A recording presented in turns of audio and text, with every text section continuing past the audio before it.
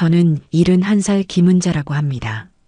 살다 보면 모든 것이 조금씩 변색된다는 사실을 모르는 바는 아니었어요. 남편과 함께 고른 희고 깨끗했던 벽지는 어느새 옅은 상아색이 되었고 쨍한 햇살이 쏟아져 들어오던 거실 창은 아파트 앞동에 가려 늘 그늘이 졌지요. 저 또한 마찬가지였습니다. 팽팽하던 살갗은 느슨해졌고 칠흑 같던 머리카락은 서리가 내린 듯 희끗해졌으니까요. 하지만 그런 세월의 흔적들은 자연스러운 것이라 서글프기보다는 오히려 정겹게 느껴질 때가 많았습니다. 남편의 손때가 묻은 소파 팔걸이를 쓰다듬을 때면 비록 그는 곁에 없어도 여전히 우리가 함께 일군 이 집의 온기가 저를 감싸주는 것만 같았거든요. 문제는 자연스럽지 않은 것들이었습니다. 마치 맑은 물에 잉크 한 방울이 떨어져 순식간에 번져나가듯 제 일상을 어지럽히는 것들은 대부분 며느리 주연수로부터 시작되었습니다. 제가 아는 연수는 본래 이런 아이가 아니었어요.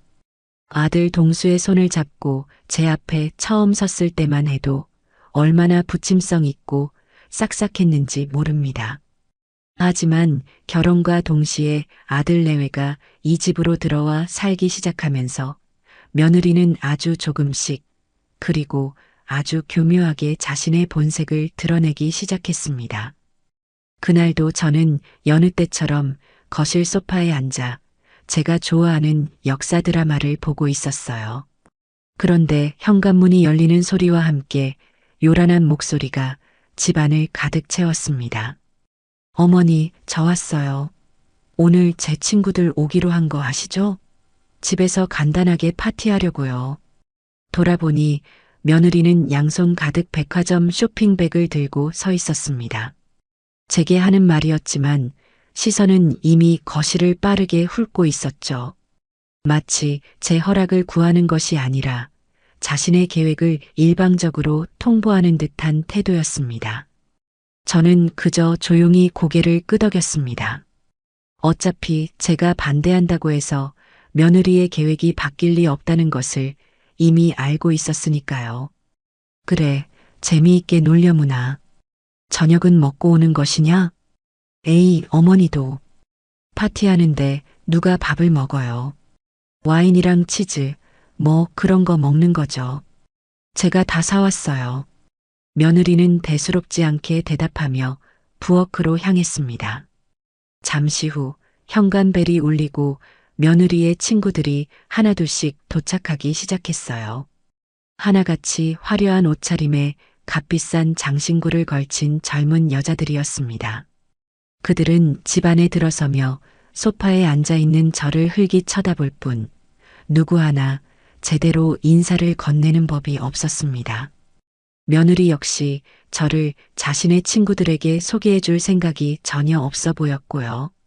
저는 그저 투명 인간처럼 앉아 그들의 시끄러운 웃음소리와 알아들을 수 없는 대화들을 배경음악처럼 듣고만 있었습니다. 그들이 거실을 점령한 순간부터 그곳은 더 이상 제게 편안한 공간이 아니었습니다. 저는 조용히 자리에서 일어나 제 방으로 들어왔습니다. 문을 닫자 시끄러운 소음이 한꺼풀 멀어졌지만 제 마음속의 소란은 오히려 더 커지는 듯 했습니다. 1시간쯤 지났을까요? 화장실이 가고 싶어져 잠시 망설였습니다. 방 안에 딸린 화장실이 없으니 거실을 가로질러 가야만 했거든요. 최대한 조용히 다녀오면 되겠지 싶어 방문을 살짝 열었습니다. 그런데 거실에 있던 며느리가 귀신같이 저를 발견하고는 화들짝 놀라며 다가와 제 앞을 막아섰습니다. 그녀의 얼굴에는 당황스러움과 짜증이 역력했습니다. 어머니, 어디 가세요? 화장실 좀 다녀오려고 그런다.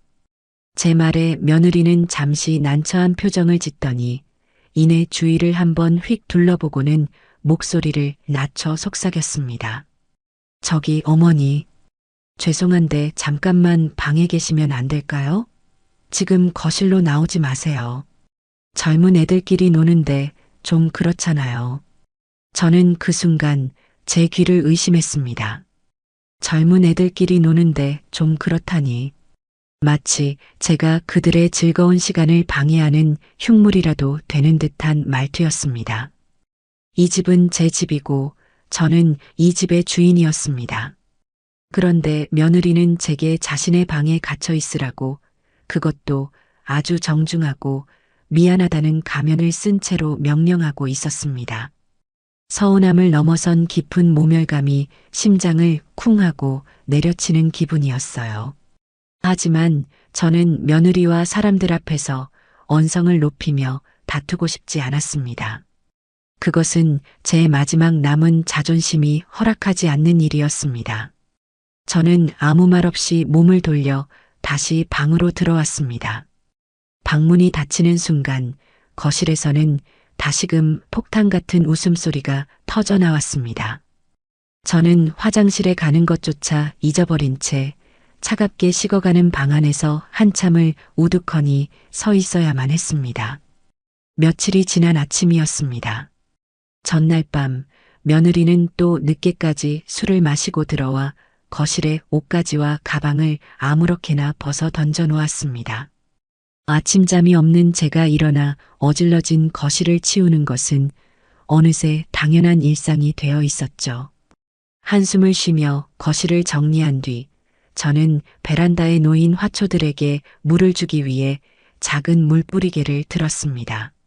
남편이 살아있을 때 함께 시장에 가서 사온 난초와 제가 정성껏 돌봐 겨우 꽃을 피운 군자라는 제게 자식이나 다름없는 존재들이었어요.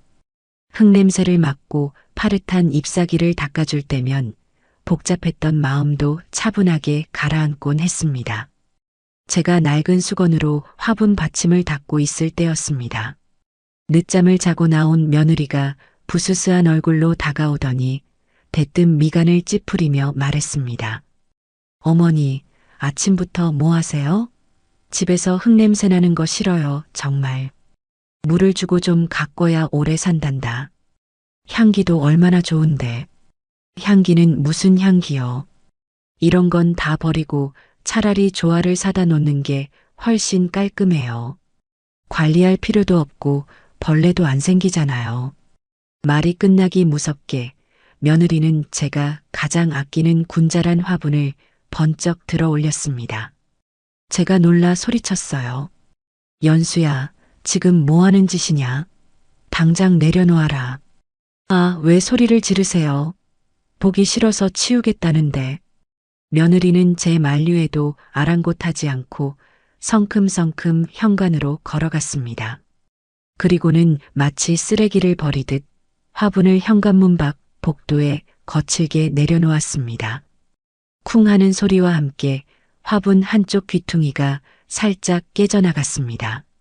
이어서 남편의 흔적이 담긴 난초 화분까지 복도로 내쫓기고 말았죠. 저는 너무나 기가 막혀서 아무 말도 할 수가 없었습니다. 저것은 단순한 화초가 아니었습니다. 남편과 저의 시간, 그리고 제 정성이 담긴 소중한 기억이었습니다. 그런데 며느리는 그 모든 것을 한낱 흙냄새 나는 폐기물 취급하며 제 눈앞에서 치워버린 것입니다. 제가 망연자실하게 서 있는데 때마침 퇴근하고 돌아온 아들 동수가 그 광경을 보게 되었습니다. 복도에 덩그러니 놓인 화분과 굳어있는 저와 며느리를 번갈아 보며 아들은 어색하게 물었습니다. 이게 다 뭐야? 왜 화분들이 밖에 나와 있어? 며느리는 기다렸다는 듯이 아들에게 달려가 팔짱을 끼며 교태 섞인 목소리로 말했습니다. 자기 잘 왔어. 내가 집 좀 깔끔하게 하려고 화분들 정리했어. 집에서 흙먼지 날리는 거보다 훨씬 낫지? 저는 아들이 제 편을 들어주리라, 적어도 아내의 잘못을 꾸짖어 주리라 기대했습니다. 하지만 아들은 잠시 머뭇거리더니 이내 제 눈을 피하며 힘없이 말했습니다. 아, 그랬어? 뭐, 네가 알아서 잘했겠지. 그 한마디가 제 가슴에 더 큰 상처를 남겼습니다. 아들은 모든 것을 보고도 외면하기로 결정한 것입니다. 저는 그날 제 화초들이 아니라 아들 내외에 대한 제 마지막 기대가 집 밖으로 내쫓겼다는 것을 깨달았습니다.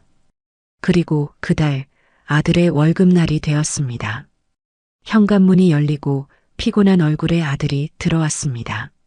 소파에 앉아 과일을 깎던 며느리는 아들을 보자마자 벌떡 일어나 달려가 마치 어린아이를 대하듯 말했습니다. 우리 자기 오늘 고생 많았어. 이리 줘. 내가 잘 보관할게. 며느리가 손을 내밀자 아들은 아무런 저항 없이 자신의 월급이 담긴 봉투를 통째로 아내의 손에 넘겼습니다. 결혼한 이후로 단 한 번도 변하지 않은 그들만의 의식이었죠. 저는 며느리가 과일 접시를 들고 방으로 들어간 뒤 아들을 조용히 불렀습니다. 동수야, 이리 와서 앉아보거라. 네, 어머니. 왜요? 월급을 받으면 전부 아내에게 주는 것이냐? 네 용돈은 따로 받고?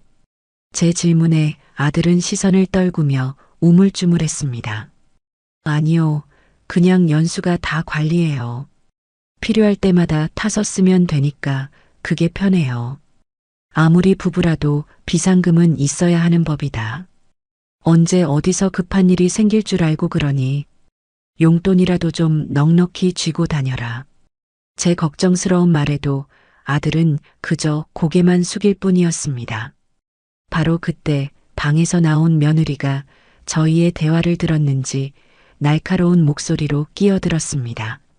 어머니, 저희 돈 관리는 걱정 마세요. 며느리는 아들 옆에 바싹 다가앉아 팔짱을 끼며 저를 똑바로 쳐다보았습니다. 그 눈빛에는 왜 우리 부부 사이에 끼어드느냐는 경계심과 불만이 가득했습니다. 제가 우리 동수 씨 기죽지 않게 알아서 다 챙겨주고 있으니까요.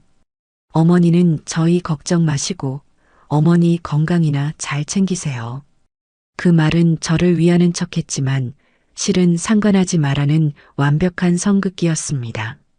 저는 더 이상 아무 말도 할 수가 없었습니다. 아들은 아내의 보호를 받는 어린아이가 되어버렸고 저는 아들의 월급 봉투 한 번 구경하지 못하고 아들의 용돈까지 걱정해야 하는 늙은 노모일 뿐이었습니다.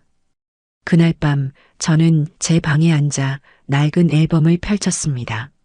남편과 함께 활짝 웃고 있는 젊은 시절의 제 사진을 보며 조용히 눈물을 삼켰습니다. 이 집에서 제 자리는 아주 조금씩 그리고 확실하게 사라지고 있었습니다. 그날 이후 집안의 공기는 마치 장마철의 솜니불처럼 무겁고 눅눅하게 가라앉았습니다. 저와 며느리 사이에는 최소한의 대화마저 사라졌고 아들 동수는 그 사이에서 어쩔 줄 몰라 하며 제 눈치와 아내의 눈치를 번갈아 살피는 가여운 족제비처럼 굴었지요. 며느리는 마치 제가 없는 사람인 양 행동했습니다. 제가 거실에 앉아 있으면 일부러 더 큰 소리로 TV를 켰고 제가 부엌에서 무언가를 하고 있으면 보란 듯이 배달 음식을 시켜 아들과 둘이서만 방에 들어가 먹곤 했습니다. 유치했지만 효과적인 방법이었습니다. 그 아이는 그런 식으로 자신의 영역에서 저를 밀어내고 제 존재감을 지워가고 있었습니다. 저는 그 모든 것을 묵묵히 지켜보았습니다. 이제 와서 서운하다거나 섭섭하다는 감정은 무의미했습니다. 제 마음속에서는 이미 무언가 단단하게 굳어지고 있었으니까요. 시간은 흘러 남편의 기일이 다가왔습니다. 저는 해마다 단 한 번도 거르지 않고 제 손으로 직접 제사 음식을 차렸습니다. 그것은 죽은 사람을 위한 의식이기도 했지만 남편과 함께했던 시간을 기억하고 추억하는 저 자신을 위한 약속이기도 했어요. 저는 새벽같이 일어나 시장에 가서 가장 좋은 재료들을 골라왔습니다. 남편이 좋아했던 육전이며 제가 정성껏 말려두었던 고사리, 손이 많이 가지만 그만큼 맛이 좋은 삼색나물까지.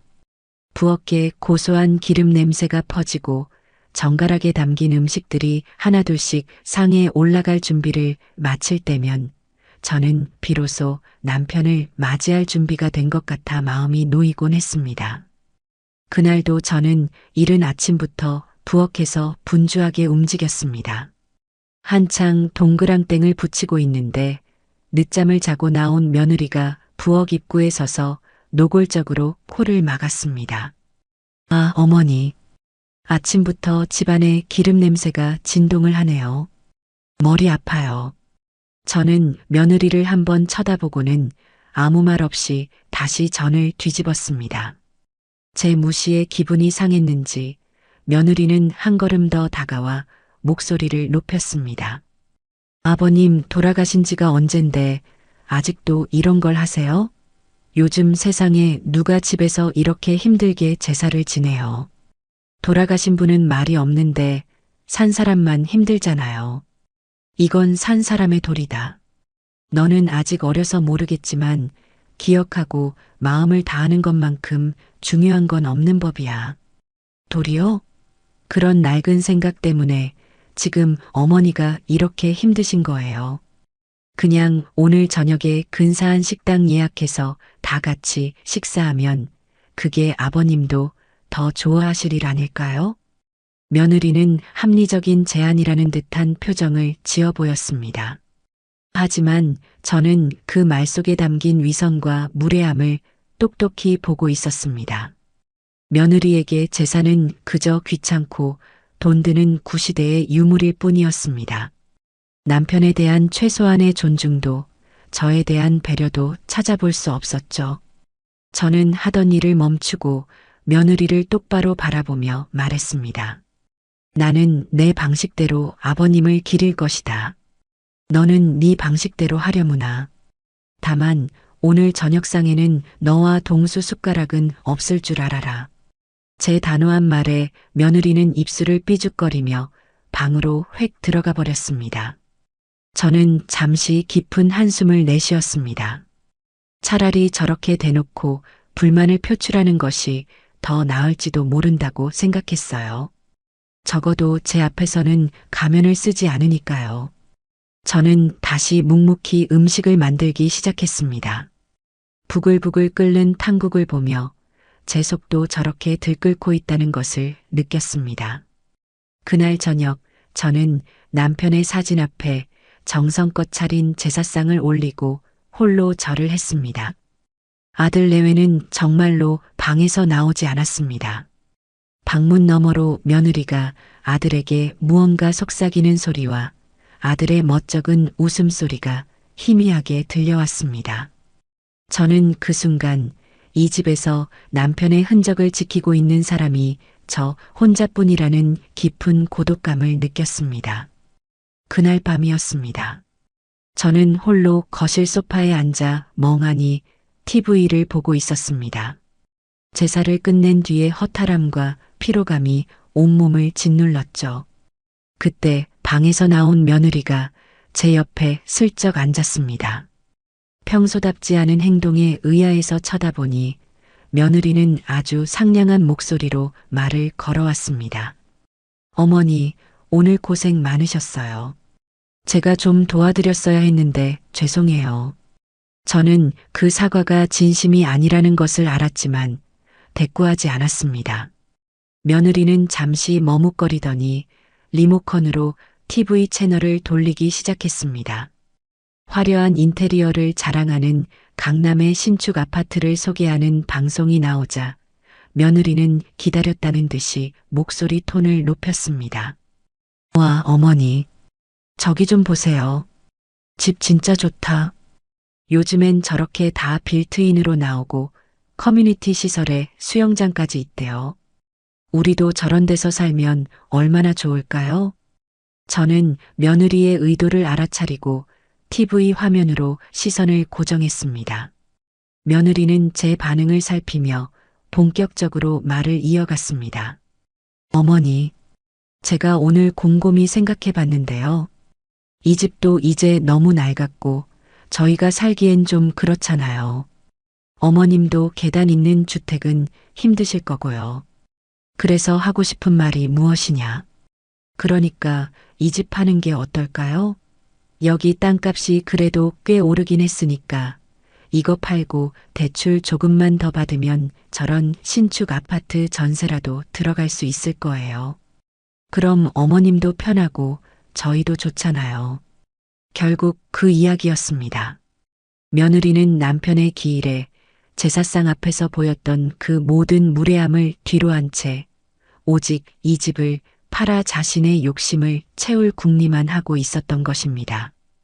제 안에서 무언가 툭 하고 끊어지는 소리가 났습니다. 안 된다. 저는 TV를 끄고 며느리를 똑바로 쳐다보며 말했습니다. 제 목소리는 얼음장처럼 차갑고 단단했습니다. 이 집은 못 판다. 여긴 네 아버님과 내 평생이 담긴 집이야. 돈으로 따질 수 있는 곳이 아니란 말이다. 평생이요? 그런 낡아 빠진 추억 때문에 이렇게 불편하게 살아야 해요? 어머니, 지금 세상이 어떤 세상인데 그런 구시대적인 생각을 하세요. 현실적으로 생각해야죠. 나에게는 그 추억이 현실이다. 돈보다 더 중요한 현실이야. 그러니 그만하거라. 이 집에 관한 이야기는 더 이상 듣고 싶지 않다. 제가 자리에서 일어나려 하자 다급해진 며느리가 제 팔을 붙잡았습니다. 그리고는 언제 상냥했냐는 듯 본색을 드러내며 악에 받친 목소리로 말했습니다. 왜요? 왜 어머니 마음대로만 하세요? 이 집 어차피 나중에 저희가 물려받을 거잖아요. 그냥 지금 좀 편하게 살겠다는데 그게 그렇게 안 입고 오세요? 때마침 방에서 나온 아들이 저희 사이의 험악한 분위기를 보고는 어쩔 줄 몰라 하며 다가왔습니다. 왜 그래들? 무슨 일이야? 며느리는 아들을 보자마 자 더욱 기세등등해져서 저를 손가락질하며 소리쳤습니다. 어머니 좀 봐. 내가 이 집 팔고 다 같이 좋은 데로 이사 가자고 했더니 길길이 날뛰시잖아. 언제까지 이런 촌스러운 집에서 살아야 하는데. 아들은 제 눈치를 한 번, 아내의 눈치를 한 번 보더니 우물쭈물하며 말했습니다. 어머니, 그래도 연수 말이 아주 틀린 건 아니. 아들의 말이 끝나기도 전에 제 안의 마지막 인내심이 바닥을 드러냈습니다. 저는 아들과 며느리를 번갈아 쳐다보았습니다. 제 아들은 이미 제 아들이 아니었습니다. 아내의 욕망에 기생하여 자신의 목소리를 잃어버린 꼭두각시일 뿐이었죠. 그리고 저를 노려보는 며느리의 눈빛 속에서 저는 더 이상 한치의 존중이나 애정도 찾아볼 수 없었습니다. 오직 자신의 욕망을 가로막는 늙은 방해꾼에 대한 증오와 경멸만이 가득했습니다. 며느리는 제 침묵을 동의로 착각했는지 아니면 더는 참을 수 없었는지 결국 넘어서는 안 될 선을 넘어버리고 말았습니다. 그녀는 제 면전에 대고 그동안 마음속에 품고 있던 가장 날카로운 비수를 꺼내 꽂았습니다. 답답해 정말. 어머니만 없으면 이 집은 온전히 우리 거예요. 제발 제 인생에서, 이 집에서, 제 눈앞에서 당장 꺼져주세요. 순간 집안의 모든 소리가 멈췄습니다. 아들의 당황한 숨소리, 시계의 초침소리, 제 심장이 쿵 하고 내려앉는 소리까지 눈앞에서 당장 꺼져달라. 그 말은 제 남은 인생을 통째로 부정하는 소리였습니다.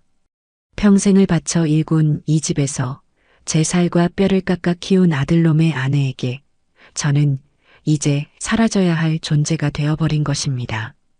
저는 더 이상 아무 말도 하지 않았습니다. 그럴 필요가 없었으니까요. 저는 조용히 제 방으로 들어와 문을 닫았습니다. 눈물은 나지 않았습니다. 슬픔이나 분노 같은 감정들은 이미 차갑게 식어버렸고 그 자리에는 오직 서늘하고 명료한 결심만이 자리 잡고 있었습니다. 그래, 소원대로 해주마. 네 눈앞에서 아주 깨끗하게 사라져주마. 며느리가 제게 던졌던 그 모진 말들이 귓가에서 계속 맴돌았지만 이상하게도 더는 가슴이 아프지 않았어요. 오히려 오랜 시간 앓던 이가 쑥 빠져버린 것처럼 시원한 기분마저 들었습니다. 그래요. 저는 그날 밤 모든 것을 결정했습니다. 더 이상 이 집에서 저 아이들의 그늘 밑에서 제 남은 인생을 좀먹게 내버려 두지 않기로 말입니다. 미련, 기대, 서운함 같은 감정의 찌꺼기들이 모두 빠져나가고 나니 앞으로 제가 무엇을 해야 할지가 아주 명확하게 보였습니다. 다음 날 아침 저는 평소보다 조금 더 일찍 일어났습니다. 부엌으로 나가 밥을 안 치고 어젯밤 제사상에 올렸던 나물들을 꺼내 비빔밥을 만들 준비를 했죠. 잠시 후 부스스한 얼굴로 부엌에 들어선 며느리는 제가 아무렇지 않게 아침을 준비하는 모습을 보고는 의아한 표정을 지었습니다. 아마 제가 밤새 울거나 아니면 아침부터 자신을 붙잡고 원망이라도 퍼부을 줄 알았겠지요. 어머니, 일찍 일어나셨네요. 그래, 잠이 일찍 깼다. 아침 먹고 출근해라. 동수도 깨우고. 저는 아주 평온한 목소리로 말했습니다. 제 태연한 모습에 며느리는 오히려 자신이 더 당황한 듯 어색하게 식탁에 와서 앉았습니다. 아들 녀석도 잠이 덜 깬 얼굴로 나와 앉았고요. 저는 말없이 고추장과 참기름을 식탁 위에 놓아주었습니다. 밥을 먹는 내내 누구도 말을 꺼내지 않았습니다. 무거운 침묵 속에서 숟가락 달그락거리는 소리만이 유난히 크게 들려왔죠. 아들이 출근하고 며느리가 외출 준비를 하는 동안 저는 제 방으로 들어가 수화기를 들었습니다. 수십 년간 저희 집 근처에서 부동산을 운영해 온 이제는 친구처럼 가까워진 박 사장에게 전화를 걸었습니다. 사장님, 저예요. 다름이 아니라 저희 집 좀 내놓으려고요. 수화기 너머로 박 사장의 놀란 목소리가 들려왔습니다.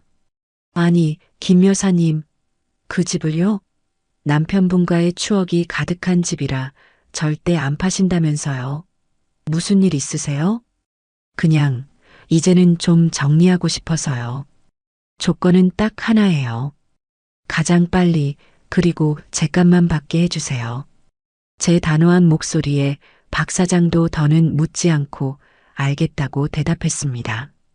전화를 끊고 나니 오히려 마음이 후련해졌습니다. 평생을 지고 있던 무거운 짐을 내려놓은 기분이었습니다. 그날 오후 부동산에서는 사람을 보내 집 사진을 찍어갔습니다. 며느리는 무슨 일이냐며 호들갑을 떨었지만 저는 그저 사람들에게 보여줘야 잘 팔리지 않겠니라고만 대답했습니다. 제 말뜻을 알아들은 며느리의 얼굴에는 숨길 수 없는 희색이 가득했습니다. 아마 제가 드디어 자신의 성화에 못 이겨 집을 팔기로 결심했다고 생각했겠지요. 그때부터 며느리의 태도는 180도 달라졌습니다. 제게 살갑게 말을 걸고 제가 좋아하는 과일을 사다 바치기도 했습니다. 물론 저는 그 행동이 무엇을 위한 것인지 너무나도 잘 알고 있었기에 그저 받아줄 뿐이었습니다. 집은 생각보다 훨씬 빨리 팔렸습니다. 마침 근처에 대규모 재개발 계획이 발표되면서 땅값이 오를 대로 오른 덕분이었죠. 계약금을 받고 잔금을 치를 날짜까지 잡고 나니 모든 것이 일사천리로 진행되었습니다. 며느리는 잔금을 치르는 날만 손꼽아 기다렸습니다. 매일같이 인터넷으로 강남의 신축 아파트 시세를 검색하고 가구 카탈로그를 뒤적이며 김칫국부터 마셨습니다. 아들 녀석은 그런 아내를 말리기는커녕 옆에서 덩달아 맞장구를 치며 들떠 있었죠. 저는 그 모습을 보며 속으로 쓴웃음을 지었습니다. 저 어리석은 아이들은 자신들이 곧 손에 쥐게 될 것이 돈이 아니라 쓰디쓴 현실이라는 것을 까맣게 모르고 있었습니다. 잔금을 치르기로 한 날 저는 아침 일찍부터 제 방의 짐을 정리하기 시작했습니다. 평생을 함께한 살림살이였지만 막상 정리하고 보니 제가 가져갈 것은 그리 많지 않았습니다.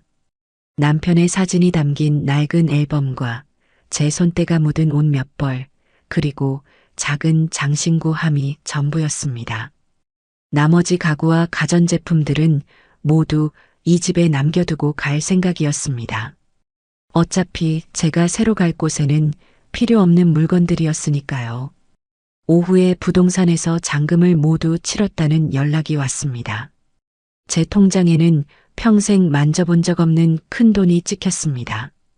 집으로 돌아오니 며느리와 아들이 초조한 얼굴로 저를 기다리고 있었습니다.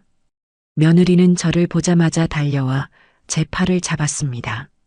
어머니, 잔금 다 받으셨죠? 이제 우리 언제 이사 가요? 제가 알아본 아파트가 있는데 지금 당장 계약하지 않으면 놓칠지도 몰라요. 저는 며느리의 손을 조용히 뿌리치고 거실 테이블에 앉았습니다. 그리고 가방에서 서류 2장을 꺼내 테이블 위에 올려놓았습니다. 하나는 제 이름으로 계약된 강원도의 아담한 시골집 등기 서류였고, 다른 하나는 오늘 저녁 강릉으로 떠나는 KTX 기차표 한 장이었습니다. 이게 뭐예요, 어머니? 며느리는 서류를 집어들고는 믿을 수 없다는 듯 되물었습니다. 아들 역시 당황한 얼굴로 제 눈치를 살폈습니다. 저는 아주 차분하고 조용한 목소리로 말했습니다. 보면 모르겠느냐? 내 집과 내 기차표다. 어머니 집이요? 그럼 우리는요? 우리 아파트는요? 집 한 돈은 어디 있어요?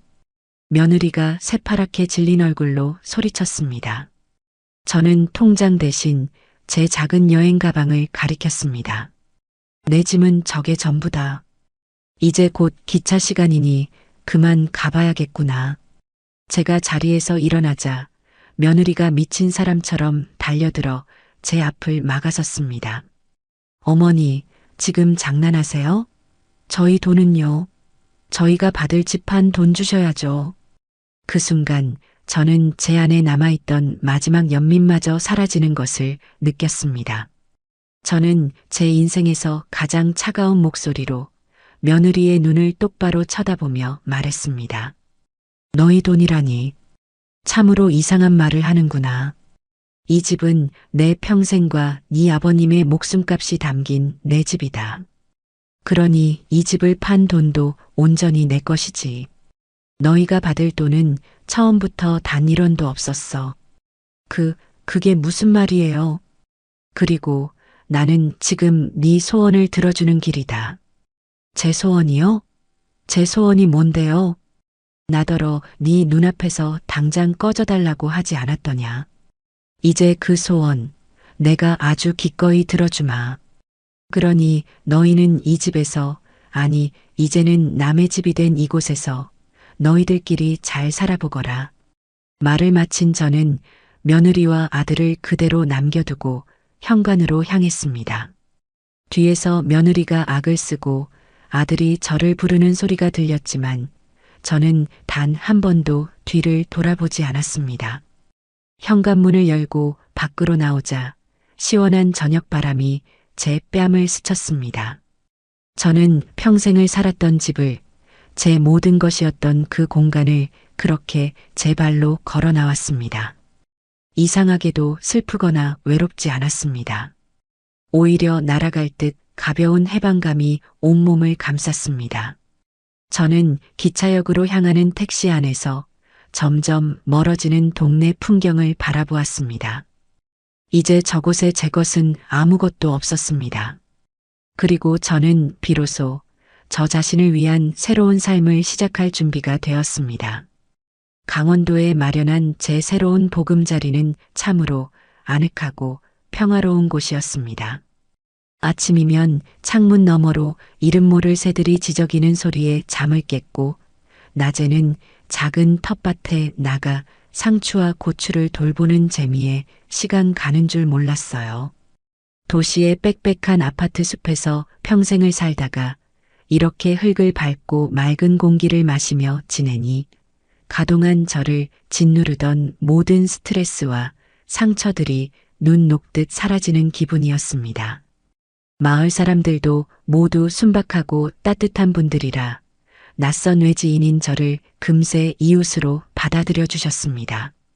저는 난생 처음으로 오롯이 저 자신만을 위한 시간을 보내며 잊고 지냈던 삶의 기쁨들을 하나씩 되찾아가고 있었습니다. 하지만 그 평화는 그리 오래가지 않았습니다. 시골로 내려온 지 한 달쯤 되었을까요? 평화로운 주말 오후 텃밭에서 호미질을 하고 있는데 익숙하지 않은 비싼 승용차 한 대가 흙먼지를 일으키며 제 집 앞에 멈춰 섰습니다. 그리고 차에서 내리는 두 사람의 얼굴을 확인한 순간 제 심장이 쿵 하고 내려앉았습니다. 아들 동수와 며느리 연수였습니다. 한 달 사이에 두 사람의 얼굴은 무척이나 상해 있었습니다.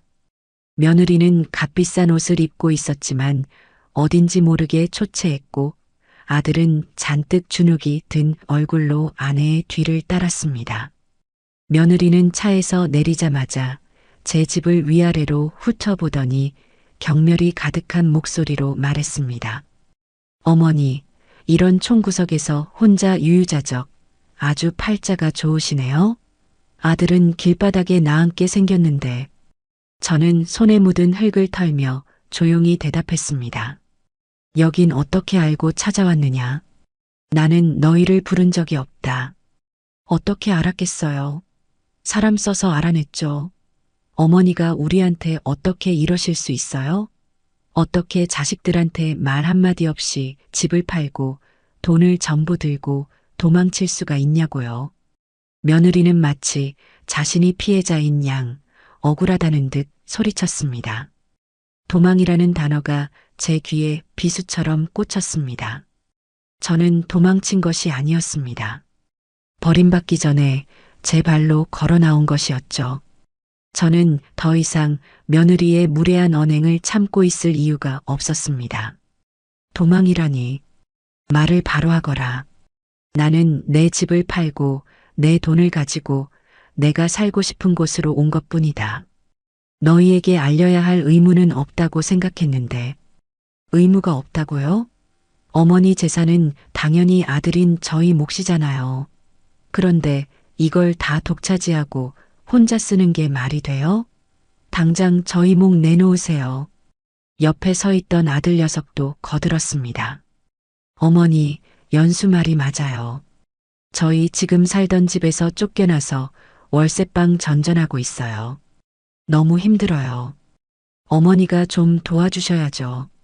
저는 기가 막혀서 헛웃음이 나왔습니다. 저들은 한 달이라는 시간 동안 자신들의 잘못을 반성하기는커녕 어떻게 하면 제 돈을 빼앗아갈 수 있을까 하는 궁리만 하고 있었던 것입니다. 저들의 추악한 민낯과 끝없는 탐욕에 깊은 환멸이 느껴졌습니다. 저는 호미를 내려놓고 두 사람을 똑바로 마주보며 말했습니다. 너희 몫이라.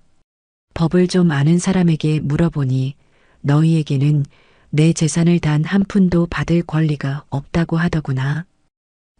그게 무슨 소리예요?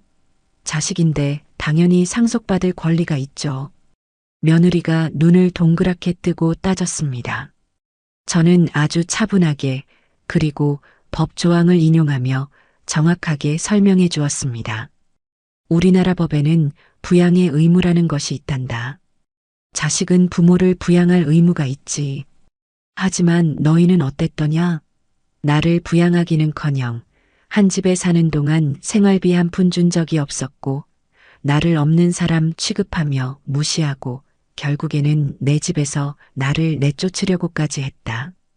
그렇게 부양의 의무를 저버린 자식에게는 부모의 재산을 물려받을 권리 또한 사라지는 법이야. 이걸 상속 결격 사유라고 부른다더구나. 제 논리 정연한 말에 며느리와 아들은 잠시 말문이 막힌 듯 얼굴이 벌개졌습니다. 제가 법까지 들먹이며 나올 줄은 상상도 못했겠지요. 잠시 침묵이 흐른 뒤 이성을 잃은 며느리가 제게 달려들 기세로 악을 썼습니다. 뭐요? 지금 법을 따지자는 거예요? 늙어서 돈 몇 푼 손에 쥐었다고 아주 눈에 뵈는 게 없으시네. 좋게 말할 때 내놔요. 안 그러면 내가 여기 들어 누워서 동네방네 소문 다 낼 거니까. 자식 버리고 도망친 독한 늙은이라고. 며느리가 제 멱살이라도 잡을 듯 삿대질을 하며 달려들었습니다. 하지만 저는 더 이상 예전의 제가 아니었습니다. 겁을 먹거나 물러서지 않았죠. 오히려 저는 그 순간 아주 침착하고 냉정해졌습니다.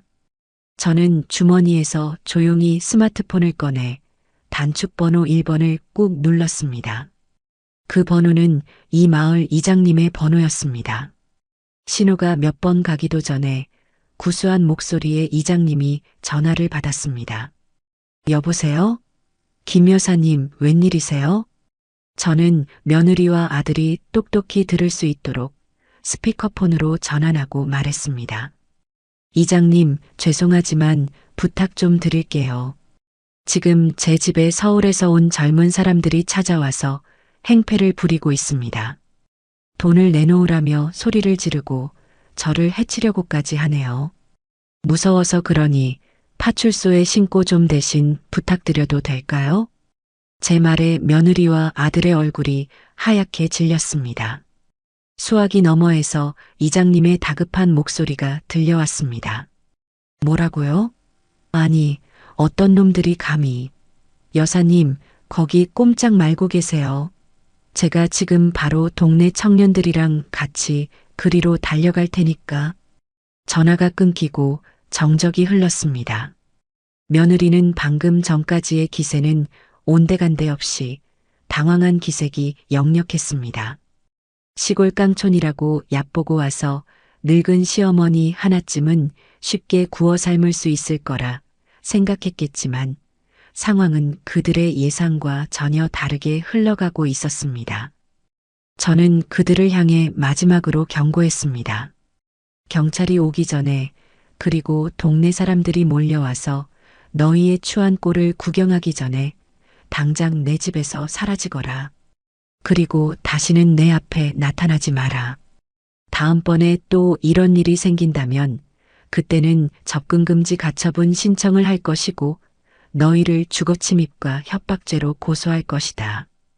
제 말이 끝나기 무섭게 멀리서 트랙터 소리와 함께 여러 사람의 목소리가 들려왔습니다. 정말로 이장님과 동네 청년들이 몽둥이며 낫까지 들고 달려오고 있었습니다. 그 광경을 본 아들 내외는 겁에 질려 허둥지둥 자신들의 차에 올라탔습니다. 며느리는 차창 밖으로 저를 향해 두고 봐 라며 악에 바친 소리를 질렀지만 그 목소리에는 힘이 하나도 실려있지 않았습니다. 차는 왔을 때와 마찬가지로 흙먼지를 일으키며 황급히 마을을 빠져나갔습니다. 잠시 후 제 집 앞으로 달려오신 이장님과 동네 분들이 제 안위를 걱정해 주었습니다. 저는 괜찮다며 그들을 안심시키고 고맙다는 인사를 몇 번이나 드렸습니다. 소란이 끝나고 다시 혼자가 되었습니다. 저는 잠시 마루에 걸터 앉아 아들 내외가 사라진 길 끝을 바라보았습니다. 마음이 아프지 않다면 거짓말이겠지요. 하지만 후회는 없었습니다. 저는 제 자신을, 그리고 제 평화로운 일상을 지켜낸 것이니까요. 저는 자리에서 일어나 아까 내려놓았던 호미를 다시 집어들었습니다. 그리고 아무 일도 없었다는 듯 묵묵히 텃밭의 잡초를 뽑기 시작했습니다. 제 손길이 필요한 것은 저를 괴롭히는 과거가 아니라 제 발밑에서 꿋꿋하게 자라나는 새로운 생명들이었습니다. 낯선 땅에 뿌리를 내린다는 것은 식물을 키우는 것과 참으로 비슷했습니다. 처음에는 모든 것이 서툴고 불안하지만 매일 아침 저녁으로 들여다보며 정성을 쏟다 보면 어느새 그 땅의 일부가 되어 튼튼하게 자리를 잡게 되는 법이지요. 제가 이곳 시골 마을에 온 지 어느덧 계절이 두어 번 바뀌었습니다. 처음에는 그저 도시의 소음과 지긋지긋한 기억들로부터 도망치기 위해 선택한 곳이었지만 이제는 제 삶의 마지막 장을 기꺼이 맡기고 싶은 소중한 터전이 되었습니다. 아침에 눈을 뜨면 저는 가장 먼저 창문을 열고 흙과 풀이 뒤섞인 상쾌한 공기를 들이마셨습니다. 밤새 차갑게 내려앉은 아침 이슬이 풀잎 끝에 영롱하게 매달려 반짝이는 것을 보고 있으면 제 마음속의 묵은 감정들마저 깨끗하게 씻겨나가는 기분이었습니다. 간단하게 아침 식사를 마친 뒤에는 어김없이 작은 텃밭으로 향하는 것이 제 하루의 시작이었습니다. 처음에는 호미질 몇 번 해도 허리가 끊어질 듯 아프고 어떤 것이 잡초고 어떤 것이 제가 심은 모종인지 구분도 못하던 도시 촌사람이었습니다. 하지만 마을 어르신들의 도움을 받고 책을 보며 하나씩 배워나가니 얼마 지나지 않아 제 텃밭은 제법 그럴듯한 모양새를 갖추기 시작했습니다. 제 손으로 직접 키운 상추를 뜯어 쌈을 싸먹고 통통하게 살이 오른 고추를 따서 된장에 찍어 먹을 때의 그 기쁨은 백화점 식품관에서 가장 비싼 유기농 채소를 사 먹는 것과는 비교할 수 없는 충만함을 주었습니다. 오후에는 주로 마을 회관에 나가 시간을 보냈습니다. 그곳에는 저와 비슷한 연배의 할머니들이 모여 함께 화투를 치기도 하고 뜨개질을 배우기도 하며 소일거리를 찾았지요. 저는 그 중에서도 그림을 배우는 시간이 가장 좋았습니다. 평생 붓이라고는 잡아본 적도 없는 제가 하얀 도화지 위에 서툰 솜씨로 남아 제가 사는 집과 텃밭의 토마토와 마을 앞을 흐르는 작은 시냇물을 그려 넣을 때면 마치 어린 시절로 돌아간 듯 가슴이 두근거렸습니다. 함께 그림을 그리는 이웃들은 제 그림을 보고 화가의 소질이 있다며 칭찬을 아끼지 않았고 저희는 서로의 가림을 바꿔보며 아이들처럼 웃음을 터뜨리곤 했습니다. 서울에서의 제 삶이 늘 누군가의 아내, 누군가의 어머니로서의 역할에 갇혀 있었다면 이곳에서의 저는 비로소 김은자라는 제 이름 석자를 오롯이 되찾은 기분이었습니다. 저의 이런 변화를 가장 먼저 알아차린 것은 제 음식 솜씨 덕분이었습니다. 제가 사는 방식은 간단하고 소박했지만 먹는 것 하나만큼은 늘 정성을 다했습니다. 특히 남편이 살아있을 때부터 해마다 직접 담가오던 된장과 고추장은 제 자부심이기도 했지요. 어느 날 이장님 댁에 일이 있어 제가 담근 된장으로 끓인 찌개를 좀 나눠드렸는데 이장님과 이장님 부인이 그 맛을 보고는 눈이 동그래졌습니다. 아니, 김 여사님, 이 된장 혹시 어디서 사오신 거예요? 이렇게 깊고 구수한 맛은 정말 오랜만이네. 제가 직접 담근 겁니다. 별다른 비법은 없고 그저 좋은 콩에 좋은 소금, 그리고 햇볕만 잘 쬐어준 것뿐이에요. 제 대답에 이장님은 무릎을 탁 치며 말했습니다. 이런 귀한 손맛을 그냥 썩히면 쓰나. 여사님, 다음 주에 면사무소 앞에서 로컬푸드 직매장이 열리는데 거기 한번 내다 팔아보시는 게 어때요? 아마 없어서 못 팔걸. 저는 손사래를 쳤습니다. 남사스럽게 제 음식을 돈 받고 파는 것은 생각해 본 적도 없는 일이었으니까요. 하지만 이장님과 마을 사람들의 성화는 계속되었습니다. 결국 저는 등 떠밀리듯 믿져야 본전이라는 생각으로 큰 항아리에 담겨있던 된장과 고추장을 작은 단지에 나눠 담았습니다. 그리고 은자 할머니의 장독대라는 지금 생각하면 조금 촌스럽기 그지없는 이름표를 손글씨로 써서 붙였습니다. 결과는 놀라웠습니다. 장이 열리자마자 제 된장 맛을 본 사람들의 입소문이 퍼지기 시작했고 제가 가져간 20개의 된장, 고추장 단지는 1시간이 채 되지 않아 모두 동이 나고 말았습니다. 어떤 젊은 부부는 제 손을 잡고 어릴 적 할머니가 해주시던 바로 그 맛이라며 눈시울을 붉히기도 했습니다. 그날 이후 저는 마을의 작은 명물이 되었습니다. 주문은 날마다 늘어났고 저는 더 큰 항아리를 들여와야만 했습니다. 그러던 어느 날 서울에서 귀농한 젊은 총각이 제게 조심스럽게 제안을 해왔습니다. 할머니, 제가 인터넷으로 물건 파는 걸 좀 아는데요. 할머니 된장이랑 고추장을 사진 예쁘게 찍어서 인터넷에 올려보면 어떨까요? 그럼 전국에 있는 사람들이 다 할머니 장맛을 볼 수 있을 텐데요. 저는 컴퓨터라고는 전혀 할 줄 모르는 사람이었지만 제 음식을 더 많은 사람들과 나누고 싶다는 생각에 용기를 냈습니다. 젊은 총각의 도움을 받아 작은 인터넷 판매 사이트를 열고 정성껏 장을 담그는 제 모습을 사진으로 찍어 올렸습니다. 반응은 폭발적이었습니다. 어머니의 손맛, 정직한 재료, 느리게 만든 진짜 장이라는 입소문이 퍼지면서 주문은 전국 각지에서 쇄도하기 시작했습니다. 저는 눈코 뜰 새 없이 바빠졌지만 제 손으로 무언가를 일구고 사람들에게 기쁨을 준다는 사실에 하루하루가 활기차고 즐거웠습니다. 그러던 어느 날 저녁이었습니다. 그날도 밀려든 주문을 정리하고 흐뭇한 마음으로 장부를 들여다보고 있는데 요란하게 전화벨이 울렸습니다. 발신자 번호를 확인하는 순간 제 얼굴에서 미소가 사라졌습니다. 아들 동수였습니다. 그 아이는 시골집에 찾아와 행패를 부리고 쫓겨난 이후로도 잊을만 하면 한 번씩 이렇게 전화를 걸어오곤 했습니다. 저는 잠시 망설이다 차가운 마음으로 전화를 받았습니다. 무슨 일이냐? 어머니, 저 동수예요. 잘 지내세요?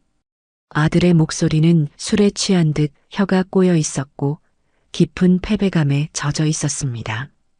저는 대답 대신 침묵으로 다음 말을 기다렸습니다. 어머니, 저 너무 힘들어요. 서울 생활이 정말 만만치가 않네요. 월세는 비싸고 일자리는 구하기 힘들고 연수는 매일 저만 볶아대고 정말 다 포기하고 싶어요, 어머니. 아들의 신세 한탄이 수화기 너머로 구질구질하게 이어졌습니다.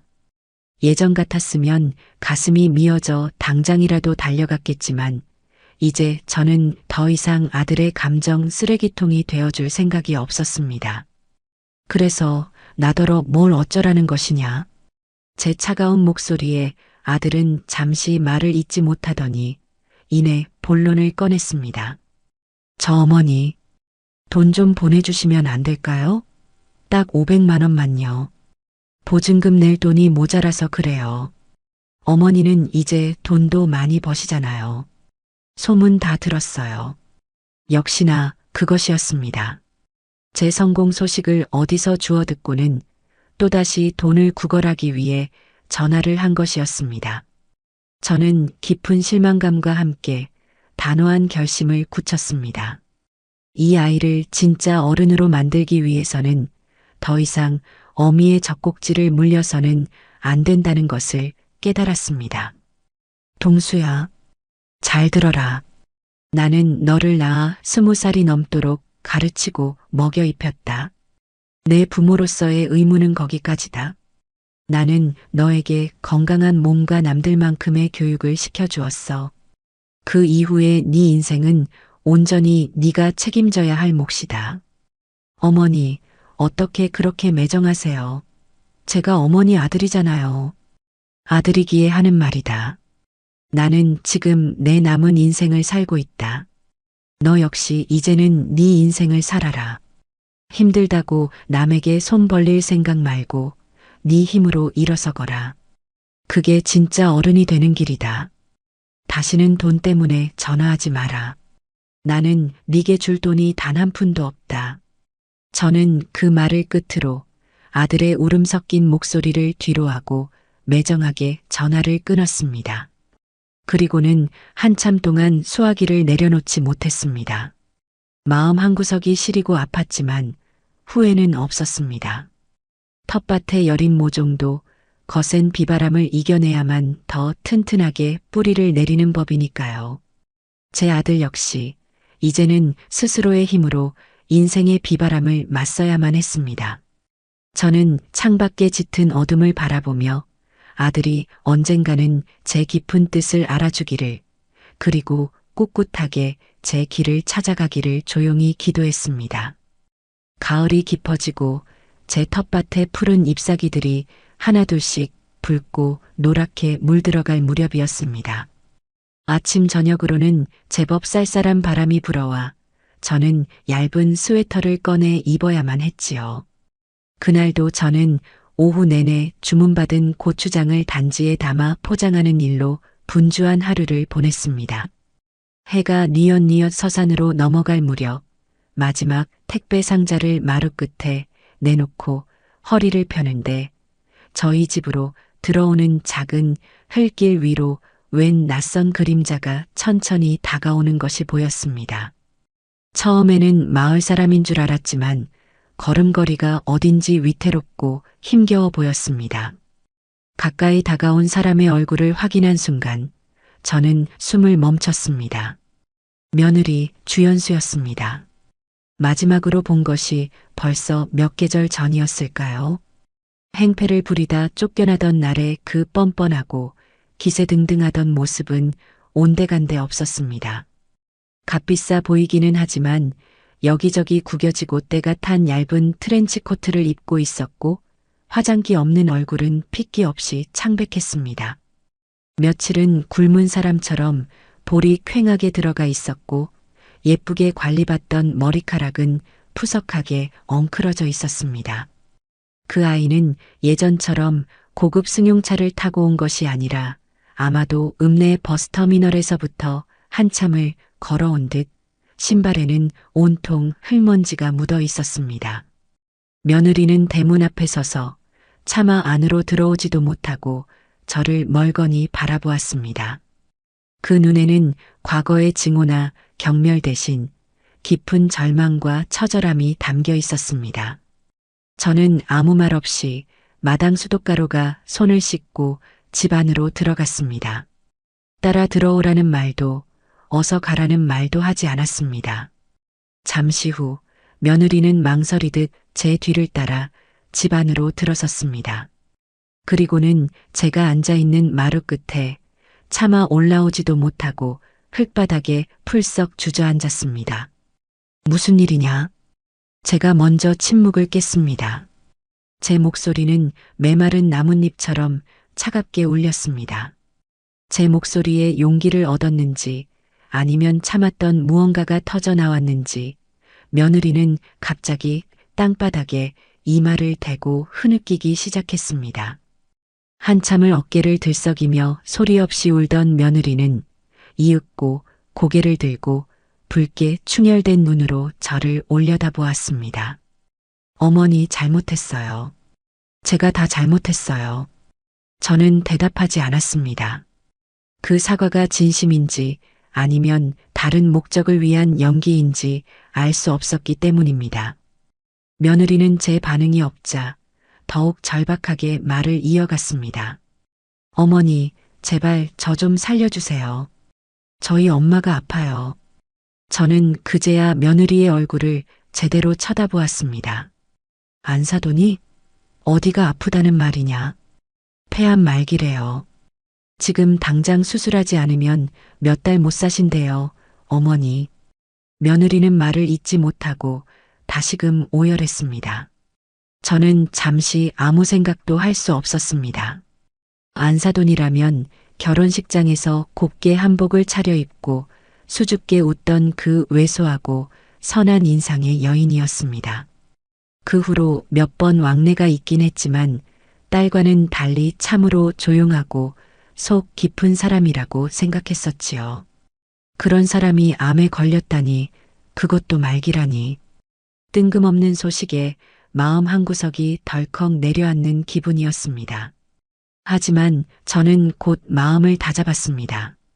며느리가 지금 제 앞에서 흘리는 눈물이 과연 순수한 슬픔의 눈물일까?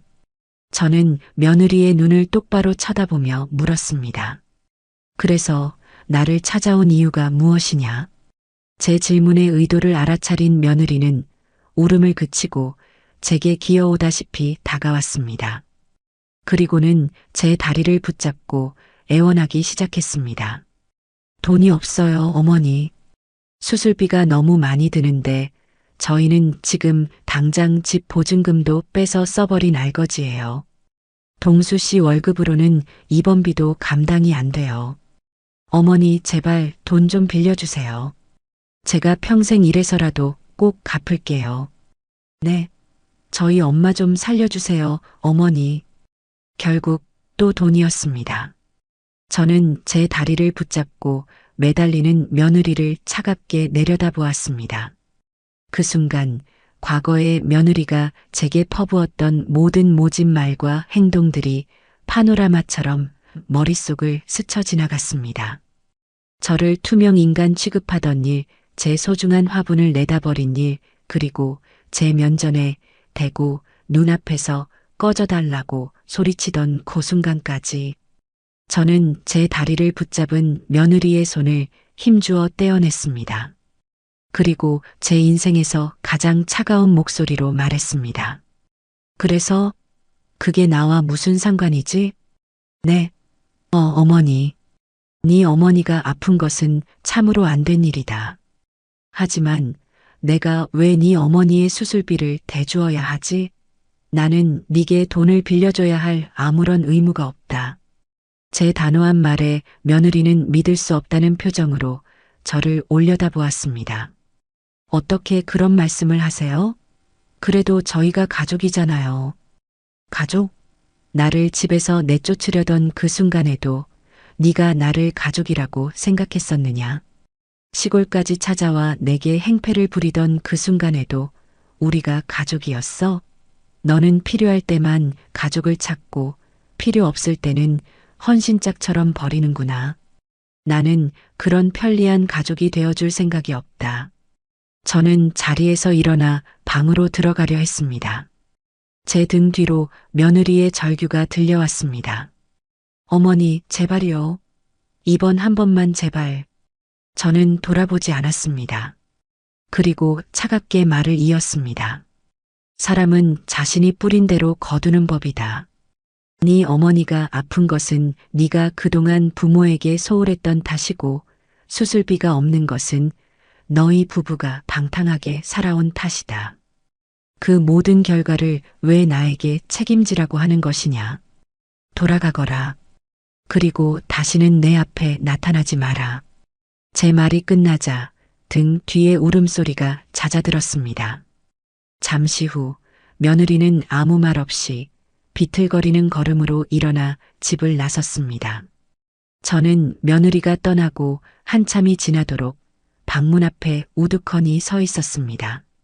스스로 내뱉은 말들이었지만 그 말들이 제 가슴에도 날카로운 파편이 되어 박히는 기분이었습니다. 하지만 저는 후회하지 않기로 했습니다. 동정심 때문에 한 번의 예외를 두기 시작하면 저는 또다시 과거의 굴레 속으로 끌려 들어가게 될 것이 뻔했습니다. 저는 제 자신을 지키기 위해 가장 독한 사람이 되어야만 했습니다. 하지만 그날 밤 저는 잠결에 자꾸만 기침을 하는 안사돈의 얼굴과 절망에 가득 차 있던 며느리의 눈빛을 떨쳐버릴 수가 없었습니다. 며느리가 비틀거리며 떠나간 자리에는 그 아이가 남기고 간 깊은 절망의 흔적과 함께 어색하고 무거운 침묵만이 남았습니다. 저는 한참 동안이나 그 아이가 사라진 흙길 끝을 바라보며 우두커니 서 있었습니다. 독한 말을 쏟아내고 매몰차게 돌아섰지만 제 마음은 어찌된 일인지 조금도 후련하지 않았습니다. 오히려 차갑게 식은 아궁이에 찬물을 한 바가지 들이부은 것처럼 싸늘한 냉기만이 온몸으로 퍼져나가는 듯 했습니다. 나와는 상관없는 일이다. 뿌린 대로 거두는 법이지. 머릿속으로는 수없이 되뇌었지만 제 가슴은 그 말을 온전히 받아들이지 못하고 있었습니다. 저는 애써 아무렇지 않은 척 일상으로 돌아가려 노력했습니다. 밀린 택배 상자를 마저 포장하고 저녁을 짓기 위해 텃밭으로 나가 시든 깻잎을 땄습니다. 하지만 손은 기계적으로 움직이고 있을 뿐, 제 모든 신경과 생각은 온통 다른 곳을 향해 있었습니다. 며칠을 굶은 사람처럼 헬쑥하던 며느리의 얼굴, 다 갈라진 목소리로 저희 엄마 좀 살려달라며 애원하던 그 처절한 모습이 눈앞에서 아른거려 일이 손에 잡히지 않았습니다. 저녁상에 앉아서도 밥알이 모래알처럼 껄끄러워 몇 숟갈 뜨는 둥 마는 둥상을 물려야만 했지요. 그날 밤 저는 잠을 이룰 수가 없었습니다. 자리에 누워 눈을 감으면 오래전 제 남편이 병상에 누워 힘겹게 숨을 몰아쉬던 마지막 모습이 떠올랐습니다. 그때의 저 역시 단 하루라도 남편의 시간을 더 붙잡고 싶어 병원비에 보탤 돈을 구하기 위해 이리저리 뛰어다니며 얼마나 많은 눈물을 삼켰던가요? 돈이 없다는 것이 사랑하는 가족의 생사를 지켜보는 것만큼이나 비참하고 끔찍한 일이라는 것을 저는 누구보다 잘 알고 있었습니다. 물론 며느리와 저는 경우가 달랐습니다. 그 아이는 저를 가족으로 생각하지도 않았고 제게 씻을 수 없는 상처를 주었습니다. 하지만 그렇다고 해서 죄 없는 안사돈마저 외면하는 것이 과연 옳은 일일까요? 주연수의 어미가 아닌 오미경이라는 한 사람의 생명으로 본다면 제가 가진 돈으로 살릴 수 있는 목숨을 며느리가 밉다는 이유 하나만으로 모른 척하는 것이 과연 사람의 도리일까? 밤새도록 제 안에서는 두 개의 자아가 치열하게 싸웠습니다. 하나의 자아는 제게 속삭였습니다. 내가 왜? 너는 아무 잘못 없다. 이제 겨우 찾은 내 평화를 지켜야지. 저들의 진흙탕 싸움에 다시 발을 들여놓는 순간 너는 또다시 상처 입고 불행해질 뿐이야. 그 아이는 결코 변하지 않아. 하지만 다른 하나의 자아는 조용히 그러나 단호하게 말했습니다. 그래도 사람 목숨이다. 내가 평생을 지켜온 신념과 도리를 고작 며느리에 대한 미움 때문에 저버릴 셈이냐. 복수는 복수고 인명은 인명이다. 이 일을 외면한다면 너는 평생 그 죄책감의 무게를 지고 살아야 할 것이다. 뜬 눈으로 밤을 새우고 동틀녘의 희미한 여명을 창밖으로 바라보며 저는 결심했습니다. 이 괴로운 불확실성을 끝내야만 했습니다. 며느리의 말이 진실인지 아니면 제 동정심을 얻어내기 위한 거짓말인지 그것부터 확인해야 했습니다. 만약 거짓이라면 저는 이 지긋지긋한 인연의 끈을 한치의 미련도 없이 잘라낼 수 있을 터였습니다. 그리고 만약에 그것이 사실이라면 그 후의 일은 그때 가서 다시 결정하기로 마음먹었습니다. 문제는 확인 방법이었습니다. 며느리나 아들에게 직접 연락을 할 수는 없는 노릇이었습니다. 고민 끝에 몇 년간 한 번도 누르지 않았던 안사돈의 전화번호를 찾아냈습니다. 저는 몇 번이나 망설이다 큰 마음을 먹고 수화기를 들었습니다. 어색한 첫 인사를 나누고 한참이나 날씨 이야기며 농사 이야기를 나누며 안부를 물었습니다. 그리고는 최대한 자연스럽게 마치 안사돈 생각이 나서 전화한 것처럼 이야기를 꺼냈습니다. 제가 요즘 집에서 된장이랑 고추장을 담가서 팔고 있는데 문득 안사돈 생각이 나지 않겠어요. 맛이나 한번 보시라고 보내드릴까 하는데 혹시 요즘 건강은 어떠신지요? 제 말에 수화기 너머의 목소리가 순간 무겁게 가라앉았습니다.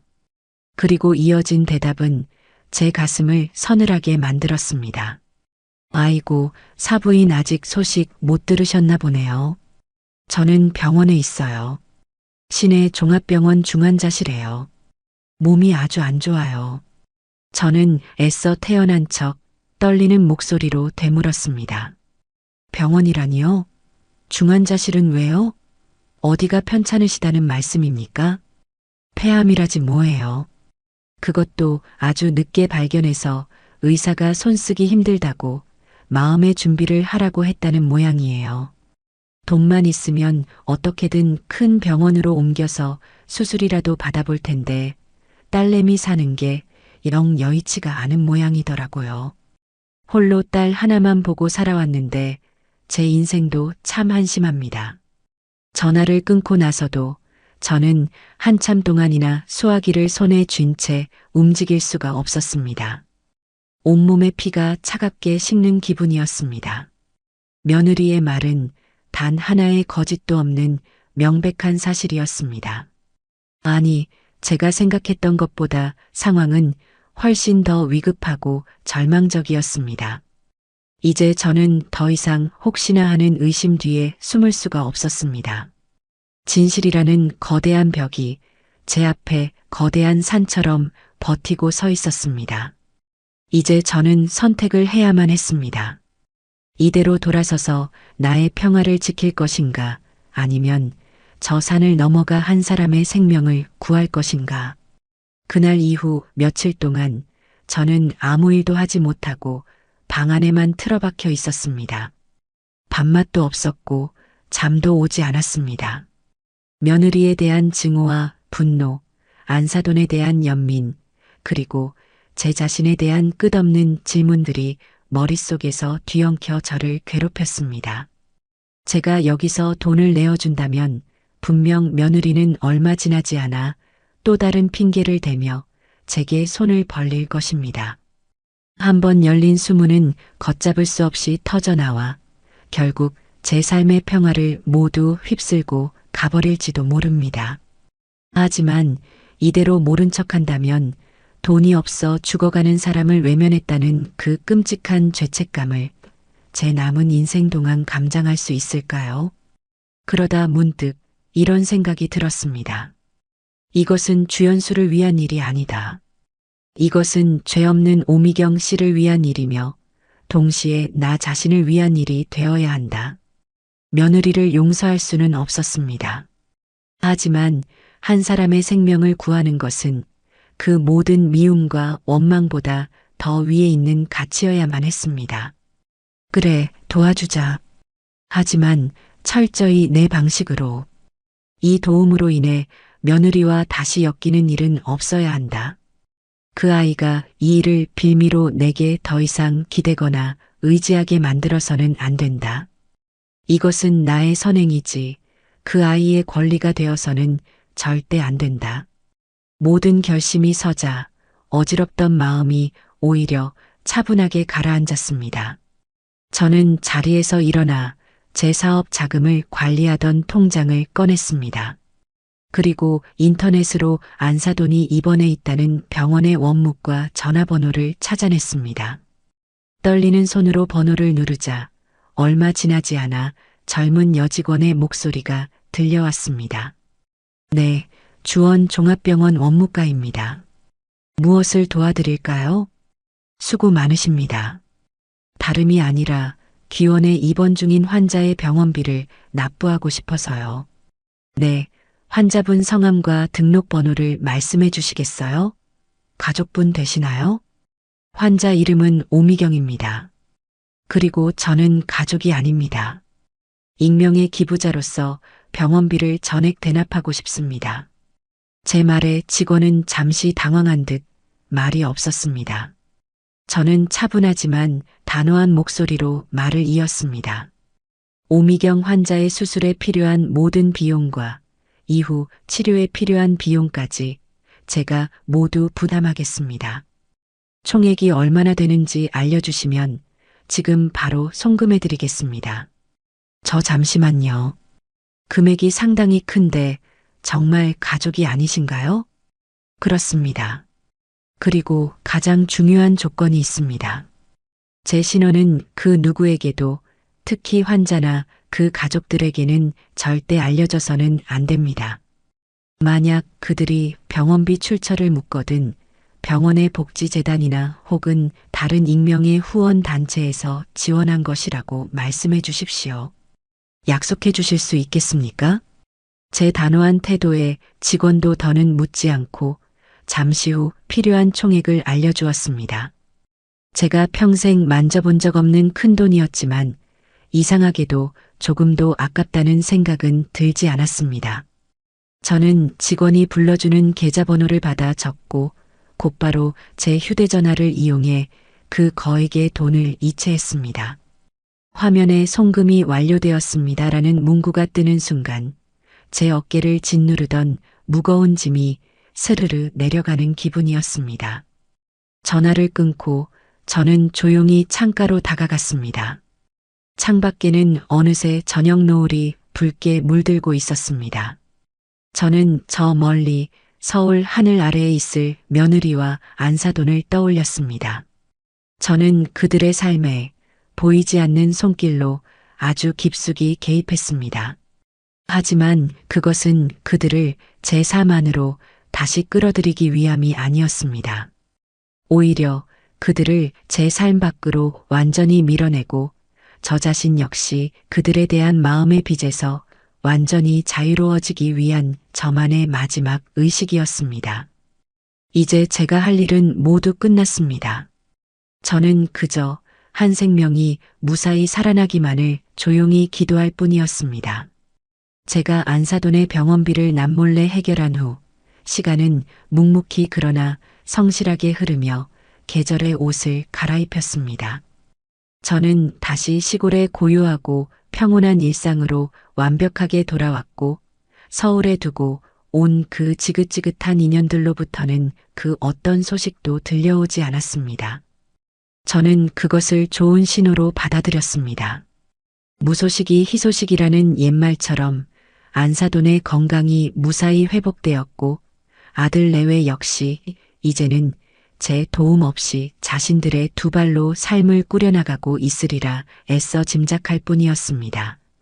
가끔씩, 아주 가끔씩 밤이 깊어지면 아들 녀석의 얼굴이 떠오를 때도 있었지만 저는 먼저 연락해서 안부를 묻는 어리석은 짓은 하지 않았습니다. 이미 제 손을 떠난 연이라고 이제는 그들이 알아서 헤쳐나가야 할 삶이라고 스스로에게 되뇌며 애써 선을 그었지요. 제 작은 사업은 놀라울 정도로 번창했습니다. 처음에는 소일거리로 시작했던 은자 할머니의 장독대는 이제 제법 이름이 알려져 전국의 미식가들이 먼저 찾아주는 귀한 이름이 되었습니다. 주물량을 맞추기 위해 더 큰 장독을 수십 개 들여와야 했고 마을의 부녀의 어머님들 몇 분께 수고비를 드리고 함께 일을 할 정도로 규모가 커졌습니다. 저는 좋은 재료를 구하기 위해 새벽같이 인근의 오일장을 찾아다니고 밤늦게까지 컴퓨터 앞에 앉아 주문서를 정리하며 눈코 뜰 새 없이 바쁜 나날을 보냈습니다. 그렇게 몸을 고되게 움직이고 일에 몰두하다 보면 서울에서의 기억, 며느리의 날카로운 목소리, 아들의 무기력한 눈빛 같은 저를 좀먹던 상념들을 잠시나마 잊을 수 있었습니다. 그러던 어느 날 오후였습니다.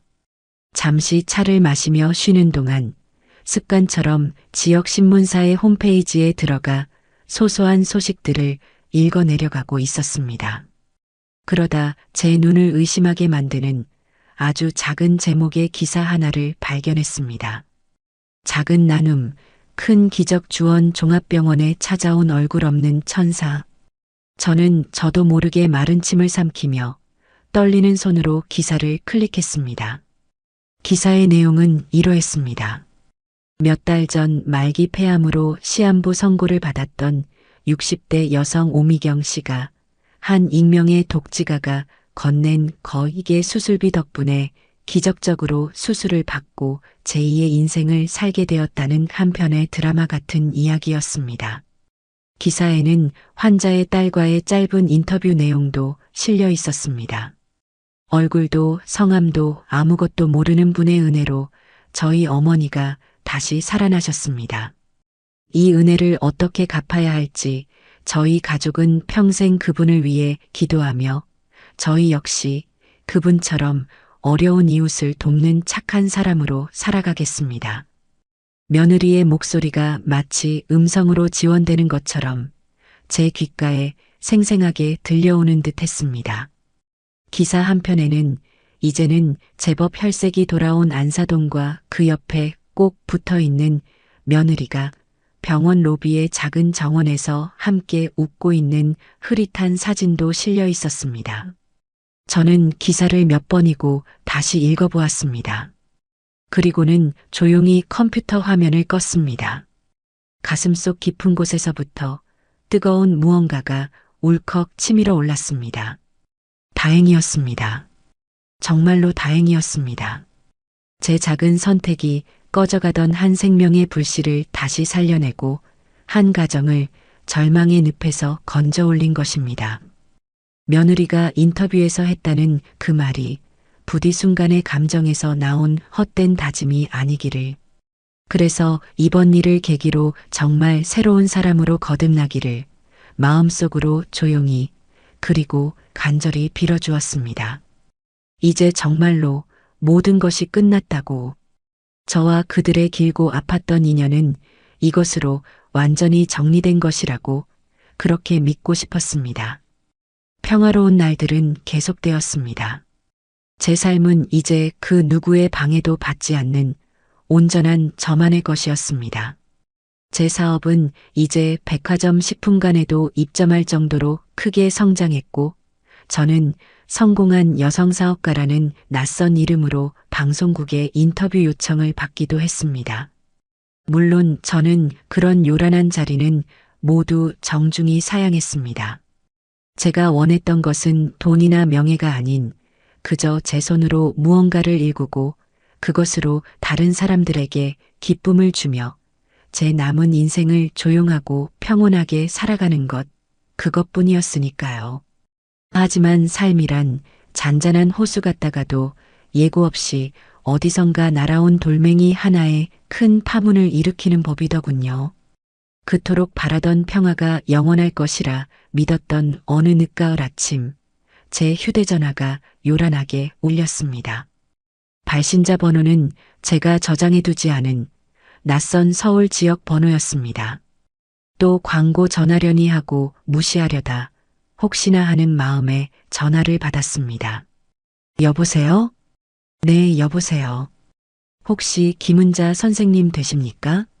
수화기 너머에서는 제가 기억하지 못하는 점지만 아주 차분하고 정중한 남자의 목소리가 들려왔습니다. 제가 김은자 맞습니다만 실례지만 누구시죠? 아, 저는 주원 종합병원 사회사업팀의 이진우라고 합니다. 선생님, 기억하실지 모르겠습니다. 다름이 아니라 작년 가을에 저희 병원 환자이셨던 오미경님을 위해 익명으로 기부해 주신 일 때문에 부득이하게 연락을 드리게 되었습니다. 심장이 철렁 내려앉았습니다. 잊고 있던 이름, 애써 묻어두었던 기억이었습니다. 병원에서 제게 연락을 하다니요. 제 신원은 철저히 비밀에 붙여달라고 그렇게 신신당부했는데 대체 무슨 일이 생긴 것인가 싶어 덜컥 겁이 났습니다. 무슨 일이시죠? 제 신원은 어떤 경우에도 밝히지 않기로 약속하지 않으셨습니까? 네, 정말 죄송합니다, 선생님. 저희도 선생님의 고귀한 뜻을 존중하여 내부적으로 선생님의 정보를 극비리에 관리하고 있었습니다. 저희가 이렇게 약속을 어기고 연락을 드리게 된 것은 저희로서도 어찌할 수 없는 매우 위급하고 안타까운 상황이 발생했기 때문입니다. 오미경 환자분께서 얼마 전 건강이 다시 악화되어 저희 병원에 재입원하셨습니다. 예상치 못한 소식이었습니다. 건강을 완전히 회복했다던 안사돈이 다시 쓰러졌다니요. 수술 후유증으로 인한 폐렴 합병증이 아주 심각하게 찾아왔습니다. 지금 당장 집중적인 항생제 치료와 추가적인 시술이 병행되어야만 하는 위급한 상황입니다. 하지만 선생님께서도 짐작하시겠지만 보호자 측에서는 더 이상 병원비를 감당할 경제적 능력이 전혀 없는 상태입니다. 저희 병원의 복지재단 기금 역시 다른 중증 환자들에게 모두 소진되어 더 이상의 지원이 어려운 실정이고요.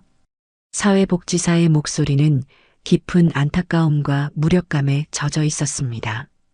그래서 정말 염치 없고 면목 없는 부탁인 줄 알지만 저희가 기댈 수 있는 마지막 희망은 선생님뿐이라는 생각에 혹시 아주 조금이라도 좋으니 도움을 더 주실 수 있는지 여쭈어 보기 위해 이렇게 연락을 드리게 되었습니다. 물론 절대 강요하는 것은 아닙니다. 저희의 연락이 불편하셨다면 그저 잊어버리셔도 괜찮습니다. 그저 환자의 상태가 너무나 위급하여 지푸라기라도 잡는 심정으로 저는 아무 말도 할 수가 없었습니다. 끊어졌다고 굳게 믿었던 인연의 끈이 사실은 끊어진 것이 아니라 아슬아슬하게 이어져 있다가 다시 제 발목을 단단히 휘감아오는 기분이었습니다. 거절해야 마땅했습니다. 저는 이미 할 만큼 했습니다. 한 번의 도움으로 족하다. 이제는 하늘의 뜻에 맡기는 수밖에 없다. 머릿속으로는 수없이 외면하려 했지만 제 마음은 이미 서울의 그 차가운 병실에 누워 고통받고 있을 안사돈의 얼굴을 그리고 있었습니다. 이대로 모른 척한다면 저는 평생 그때 한 번만 더 도와주었더라면 하는 후회와 죄책감의 굴레에서 벗어날 수 없을 것 같았습니다. 알겠습니다. 제가 내일 병원으로 직접 가보겠습니다. 결국 제 입에서는 제 의지와는 다른 대답이 흘러나오고 말았습니다. 전화를 끊고 저는 한참 동안이나 그 자리에 못 박힌 듯 앉아 있었습니다. 어쩌면 이것이 정말로 이 지긋지긋한 인연을 끊어내기 위한 마지막 관문일지도 모른다. 이 일을 온전히 마무리 짓지 않으면 저는 평생 이 굴레에서 벗어날 수 없을지도 모른다. 저는 자리에서 일어나 다음 날 서울로 올라갈 채비를 말없이 시작했습니다. 다음 날 오후 저는 복잡하고 무거운 마음을 안고 1년 만에 다시 그 병원을 찾았습니다. 곧장 원무과가 아닌 약속된 사회사업팀 사무실로 찾아가니 어제 통화했던 이진우라는 젊은 직원이 저를 맞았습니다. 그는 저를 보자마자 죄송하다는 말을 몇 번이나 반복하며 작은 상담실로 안내했습니다. 저는 그의 사과를 가로막고 곧바로 본론을 물었습니다. 환자의 상태는 어떻습니까? 그리고 필요한 비용은 정확히 얼마나 됩니까? 직원은 안사돈의 현재 상태와 앞으로의 치료 계획 그리고 예상되는 비용이 상세하게 적힌 서류를 제게 보여주었습니다. 금액은 지난번 수술비만큼이나 부담스러운 액수였습니다. 저는 잠시 서류를 들여다보다가 조용히 고개를 끄덕였습니다. 알겠습니다. 제가 모두 부담하겠습니다. 그러니 다른 것은 신경 쓰지 마시고 환자 치료에 최선을 다해 주십시오. 그리고 다시 한번 말씀드리지만 제 신원은 반드시 비밀로 해주셔야 합니다. 이것이 제 마지막 부탁입니다. 네, 선생님. 정말 뭐라고 감사의 말씀을 드려야 할지 모르겠습니다. 저희가 꼭 약속을 지키겠습니다. 잠시만 기다려 주시면 관련 서류를 준비해 오겠습니다. 직원이 잠시 자리를 비운 사이 저는 상담실 의자에 깊숙이 몸을 묻고 눈을 감았습니다. 이것으로 끝이다. 이제 정말로 끝이야. 그렇게 스스로에게 되뇌고 있었습니다. 제가 막 서류에 서명을 하고 결제를 위해 카드를 꺼내려는데 바로 그 순간이었습니다. 상담실 문이 벌컥 열리며 헬쑥하고 다급한 얼굴의 며느리가 거의 울다시피 하며 뛰어들어왔습니다. 선생님, 제발 저희 엄마 좀 어떻게든 안 될까요? 제가 뭐든지 다 할게요. 제가 평생 일해서 갚을게요. 제발 저희 엄마 좀 살려주세요. 며느리는 상담실 안쪽에 앉아 있는 저를 미처 발견하지 못한 채 사회복지사에게 매달려 절박하게 울부짖고 있었습니다. 저는 저도 모르게 몸을 움츠렸습니다. 하필이면 바로 이 순간에 바로 이 공간에서 마주치다니. 저는 고개를 숙여 제 모습을 감추려 했습니다. 하지만 저를 난처하게 만들고 싶지 않았던, 그리고 며느리를 빨리 안심시키고 싶었던 사회복지사의 그 선한 배려가 오히려 모든 것을 최악의 상황으로 만들어버리고 말았습니다. 보호자분, 잠시만 진정하세요. 너무 걱정하지 않으셔도 됩니다. 방금 아주 좋은 소식이 생겼습니다. 사회복지사는 며느리를 안심시키기 위해 제 쪽을 손으로 환하게 가리키며 말했습니다. 여기 앉아 계신 이 고마우신 분께서 지난번에 이어 이번 치료비까지 전액 지원해 주시기로 방금 약속해 주셨습니다. 이분께서 바로 오미경 환자분의 익명의 후원자이십니다. 그 말에 며느리의 울음소리가 거짓말처럼 뚝 그쳤습니다. 그리고는 천천히 마치 녹슨 기계처럼 삐걱거리며 고개를 돌려 상담실 구석에 앉아있는 저를 바라보았습니다. 며느리의 눈이 제 얼굴을 확인하는 순간 그 눈동자가 지진이라도 난 것처럼 거세게 흔들리기 시작했습니다. 시간은 멈췄고 공기는 얼어붙었습니다. 며느리의 파르르 떨리는 입술 사이로 이 세상의 모든 소리를 집어삼킬 듯한 단 한마디의 말이 새어나왔습니다. 어머니, 그 한마디와 함께 제가 그토록 지키고 싶었던 모든 비밀과 경계가 산산이 부서져 내리고 말았습니다. 방금 그게 무슨 말씀이세요? 며느리는 저를 본 채 만 채 하얗게 질려버린 얼굴로 사회복지사를 향해 로봇처럼 되물었습니다. 그 목소리는 금방이라도 부서져 내릴 것처럼 가늘고 위태롭게 떨리고 있었지요. 자신의 말 한마디가 어떤 파장을 불러일으켰는지 뒤늦게 깨달은 젊은 사회복지사는 어쩔 줄 몰라 하며 제 눈치와 며느리의 눈치를 번갈아 살폈습니다. 저는 그 순간 이 모든 상황을 더 이상 되돌릴 수 없다는 것을 직감했습니다. 제가 그토록 애써 쌓아 올렸던 익명의 벽이 한 젊은이의 순수한 선의에서 비롯된 말실수 한마디에 너무나도 허무하게 무너져 내린 것입니다. 며느리의 머릿속이 얼마나 복잡하고 아프게 돌아가고 있을지 저는 굳이 보지 않아도 알 수 있었습니다. 갑자기 나타나 어머니의 목숨을 살려준 하늘에서 내려온 동아줄 같았던 얼굴 없는 독지가, 그리고 지금 추가 병원비를 해결하기 위해 바로 이 자리에 앉아 있는 자신이 세상에서 가장 미워하고 원망했던 시어머니. 그동안 전혀 연결되지 않던 두 개의 그림 조각이 방금 그 사회복지사의 말 한마디로 너무나도 잔인하게 하나로 맞춰져 버린 것입니다. 며느리의 동공이 걷잡을 수 없이 흔들렸습니다. 그것은 단순한 놀람이 아니었습니다. 자신이 저지른 과거의 모든 악행과 그 악행의 대상이었던 제가 베푼 선행의 엄청난 무게를 동시에 깨닫기 시작한 사람의 깊은 충격과 자기 혐오였습니다. 저는 더 이상 그 자리에 앉아 있을 수가 없었습니다.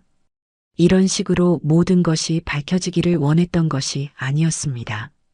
며느리의 감사를 받고 싶어서 혹은 며느리에게 죄책감을 안겨주고 싶어서 한 일이 아니었으니까요.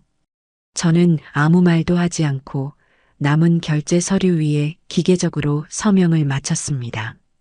그리고 가방을 챙겨 자리에서 일어났습니다. 이 질식할 것 같은 공간에서 며느리의 그 무너져 내리는 눈빛으로부터 한시라도 빨리 벗어나고 싶었습니다. 어머니, 제 등 뒤에서 며느리가 저를 부르는 절박한 목소리가 들려왔지만 저는 걸음을 멈추지 않았습니다. 지금은 그 어떤 말도 섞고 싶지 않았습니다. 무슨 말을 할 수 있었겠습니까? 그래, 내가 네 어미를 살려준 사람이다라고 말하며 거들먹거릴 수도 없는 노릇이고, 이건 그냥 잊어버려라라고 말하며 위선을 떨 수도 없는 노릇이었습니다. 저는 며느리를 스쳐 지나 거의 도망치듯 상담실을 빠져나왔습니다. 병원의 길고 하얀 복도를 걸어나가는 내내 등 뒤에 꽂히는 며느리의 시선이 마치 수백 개의 날카로운 바늘이 되어 제 온몸을 찌르는 듯 아프게 느껴졌습니다. 모든 것이 엉망이 되어버렸습니다. 제가 계획했던 조용한 선행은 이제 걷잡을 수 없는 감정의 폭풍을 예고하고 있었습니다. 그날 저녁 저는 시골집으로 돌아와 멍하니 앉아 있었습니다. 불도 켜지 않은 채 짙은 어둠이 내려앉은 방 안에 홀로 앉아 있으니 온갖 생각들이 저를 괴롭혔습니다. 며느리는 따라오지 않았습니다. 어쩌면 모든 것을 알게 된 지금 저를 찾아와 용서를 빌기는커녕 오히려 저를 원망하고 있을지도 모릅니다. 자신의 비참하고 무능한 현실을 두 눈으로 똑똑히 확인시켜준 제가 값싼 동정심으로 자신을 농락하고 기만했다고 생각할 수도 있겠지요. 차라리 그것이 더 나을지도 모른다고 생각했습니다. 저를 원망하고 미워하며 다시는 제 앞에 나타나지 않는 것. 그것이야말로 제가 진정으로 바라는 결말이었으니까요. 밤이 깊어지고 창밖으로 차가운 밤이슬이 맺히는 소리가 들려왔습니다. 저는 무거운 몸을 이끌고 잠자리에 들 준비를 하고 있었습니다. 그때였습니다. 마당에서 희미하게 그러나 분명하게 바스락거리며 흙을 밟는 소리가 들려왔습니다. 저는 순간 가슴이 철렁 내려앉아 조심스럽게 창문의 커튼을 살짝 젖히고 밖을 내다보았습니다. 그리고 그 자리에 얼어붙고 말았습니다. 어둠이 짙게 내려앉은 마당 한가운데 며느리가 웅크리고 있었습니다. 병원에서 입고 있던 그 얇고 낡은 옷차림 그대로 언제부터 와 있었는지 모를 그 아이는 딱딱하고 차가운 흙바닥 위에 이마를 대고 엎드려 있었습니다. 마치 이 세상의 모든 죄를 짊어지고 벌을 받는 죄인처럼 미동도 없이. 저는 잠시 망설이다 두꺼운 외투를 걸치고 마루로 나갔습니다. 제가 나온 것을 분명히 보았을 텐데도 며느리는 고개를 들지 않았습니다. 그저 꽁꽁 언 어깨를 가늘게 떨며 알아들을 수 없는 소리로 흐느낄 뿐이었습니다. 여기서 뭘 하고 있는 것이냐? 밤 공기가 차다. 어서 돌아가거라. 제 목소리에 며느리는 마치 오랫동안 단단하게 막혀있던 둑이 한꺼번에 터져 나온 것처럼 땅바닥에 엎드린 채로 목 놓아 불기 시작했습니다. 그 울음은 제가 지금까지 들어왔던 어떤 울음과도 달랐습니다. 억울함이나 분노 혹은 무언가를 얻어내기 위한 계산된 울음이 아니었습니다. 자신의 지난 삶 전체를 후회하고 부정하며 자신의 영혼을 갈기갈기 찢어내는 처절하고 고통스러운 참회의 소리였습니다. 어머니, 제가 잘못했습니다. 제가 사람이 아니었습니다. 며느리는 흙바닥에 이마를 찧어가며 말을 잇지 못하고 오열했습니다. 저는 어머니가 저희를 버리시고 저희가 잘못되는 걸 바라실 거라고만 생각했어요. 그래서 어머니를 원망하고 미워하는 게 당연하다고 생각했어요. 그런데 어떻게 인간 같지도 않은 제게 그런 도움을, 저희 엄마에게 그런 큰 돈을 아무 대가도 바라지 않으시고. 어머니, 제가 무슨 짓을 한 걸까요? 저는 대체. 그 아이의 울음 섞인 고백 한마디 한마디가 제 가슴 속에 수년간 단단하게 박혀있던 미움과 분노의 얼음을 날카로운 망치처럼 깨뜨려 나갔습니다. 저는 더 이상 그 아이를 차가운 땅바닥에 내버려 둘 수가 없었습니다. 마루를 내려가 꽁꽁 얼어붙은 며느리의 팔을 잡아 일으켰습니다. 그만하거라. 그만하면 됐다. 일어나거라. 어머니, 저는 용서받을 자격이 없습니다. 저를 그냥 이대로 내버려 두세요. 용서하겠다는 말이 아니다. 다만 네가 오늘 밤 이 차가운 땅바닥에서 흘린 이 눈물의 의미를 안다면 그것으로 족하다는 말이다. 일어나거라. 저는 거의 반강제로 며느리를 부축해 흙투성이가 된 몸을 이끌고 집 안으로 들였습니다. 그리고는 아궁이에 서둘러 불을 지펴 꽁꽁 언 며느리의 몸을 녹일 따뜻한 물을 데우기 시작했습니다. 며느리는 방 한구석에 무릎을 꿇고 앉아 고개도 들지 못한 채 조용히 눈물만 흘리고 있었습니다. 저는 며느리에게 따뜻한 생강차 한 잔을 진하게 타서 건넸습니다. 마셔라. 몸이 좀 녹을 것이다. 며느리는 떨리는 손으로 찻잔을 받아들었습니다. 우리는 한참 동안 아무 말도 하지 않았습니다. 방 안에는 타닥타닥 아궁이의 장작 타는 소리와 찻잔에서 피어오르는 희미한 김의 움직임만이 고요하게 존재할 뿐이었습니다. 길고 길었던 침묵을 먼저 깬 것은 저였습니다. 나는 너를 완전히 용서한 것이 아니다.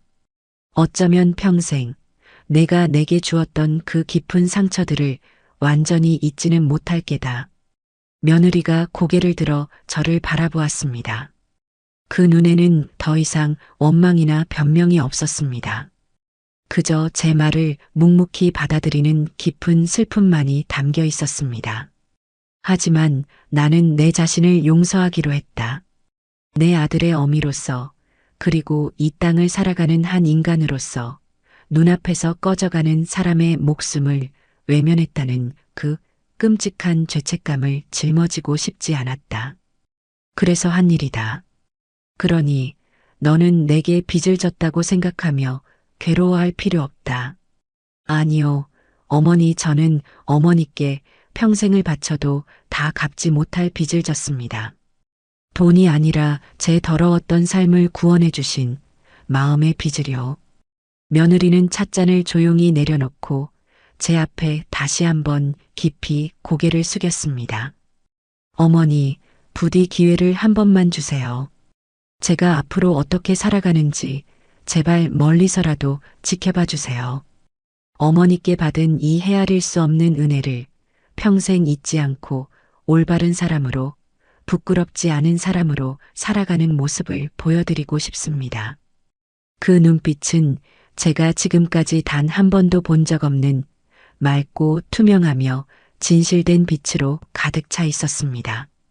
저는 그 눈빛을 더 이상 외면할 수가 없었습니다. 저는 조용히 고개를 끄덕였습니다. 그것은 완벽한 화해나 섣부른 용서는 아니었습니다. 하지만 길고 어두웠던 터널의 끝에서 저희 두 사람이 함께 내디딘 아주 작지만 너무나도 소중한 희망의 첫걸음이었습니다. 그날 밤 제 집에서 뜬 눈으로 밤을 새우고 돌아간 며느리는 마치 오랜 시간 자신을 올가매고 있던 두껍고 추한 허물을 벗어던진 것처럼 놀라울 정도로 달라져 있었습니다. 그 아이는 더 이상 과거의 허영심 많고 이기적이던 주연수가 아니었습니다. 삶의 무게를 불평 없이 정면으로 마주하고 자신의 두 발로 굳건히 땅을 딛고 일어서려는 강인하고 겸손한 한 명의 인간으로 거듭나고 있었습니다. 가장 먼저 달라진 것은 며느리가 일에 대한 태도를 바꿨다는 것이었습니다.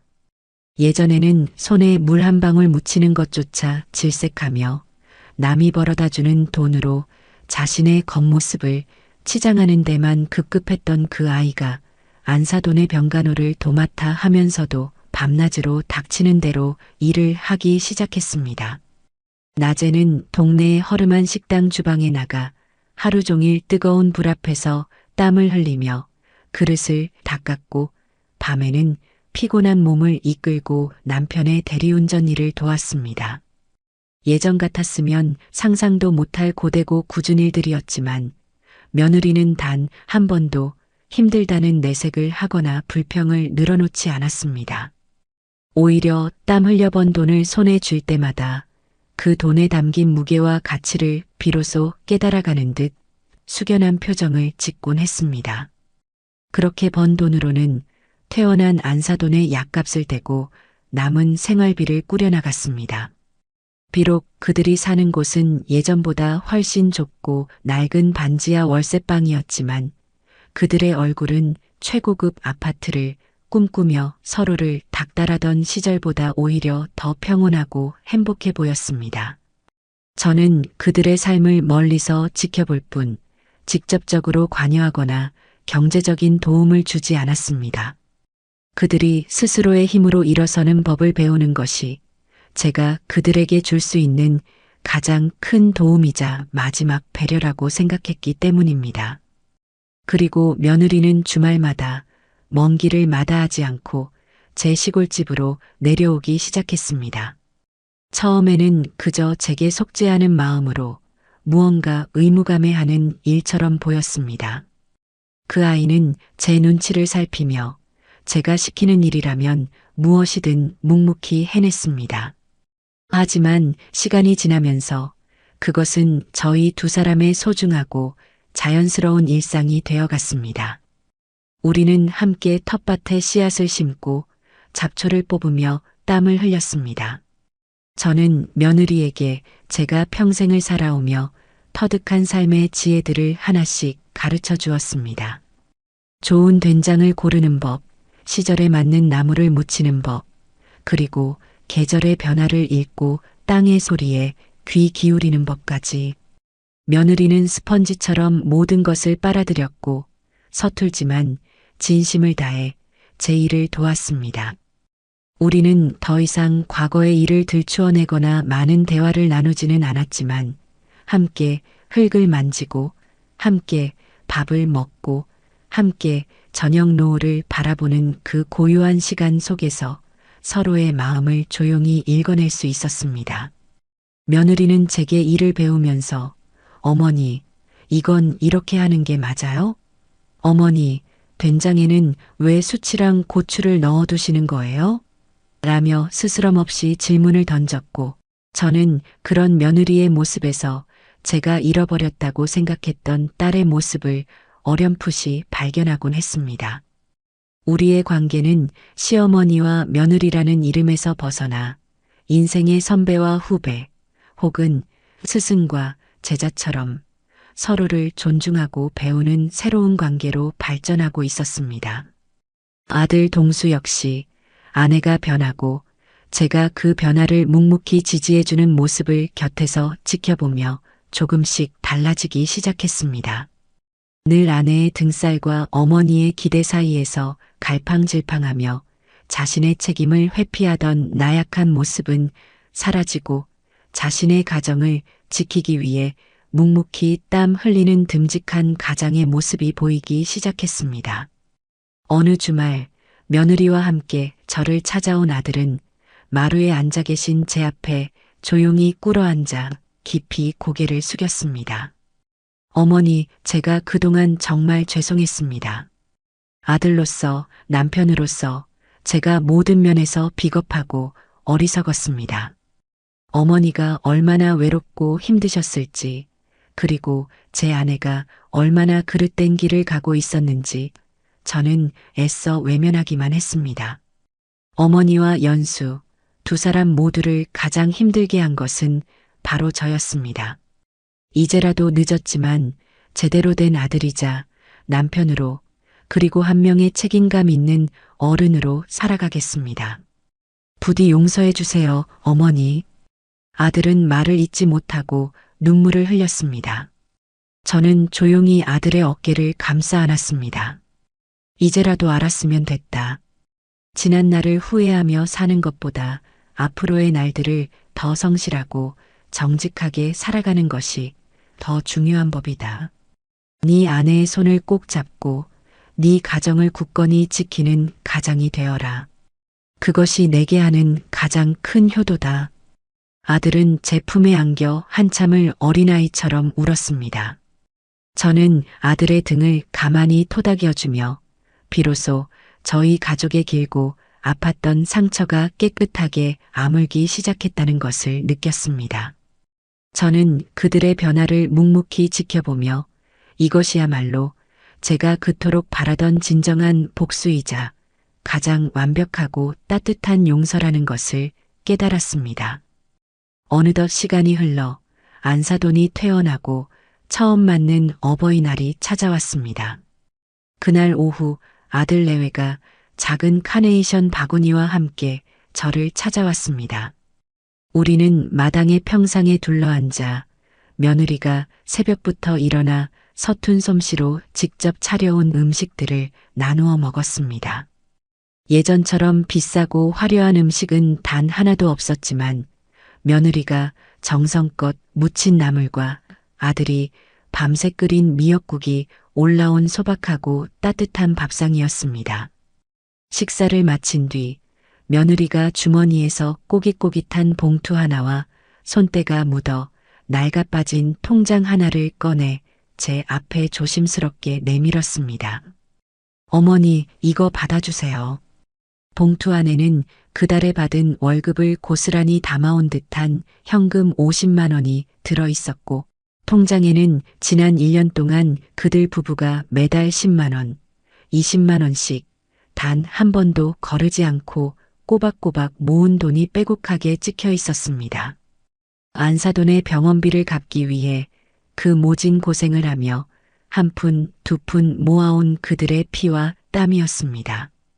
어머니께서 베풀어 주신 은혜에 비하면 정말 세 발의 피도 안 되는 돈이지만 저희의 진심입니다.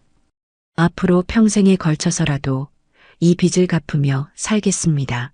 어머니, 저희가 다시 사람으로 살 수 있게 해주셔서 정말 감사합니다.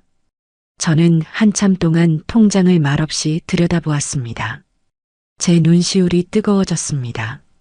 저는 통장을 조용히 덮어 며느리의 손에 다시 꼭 쥐어주었습니다.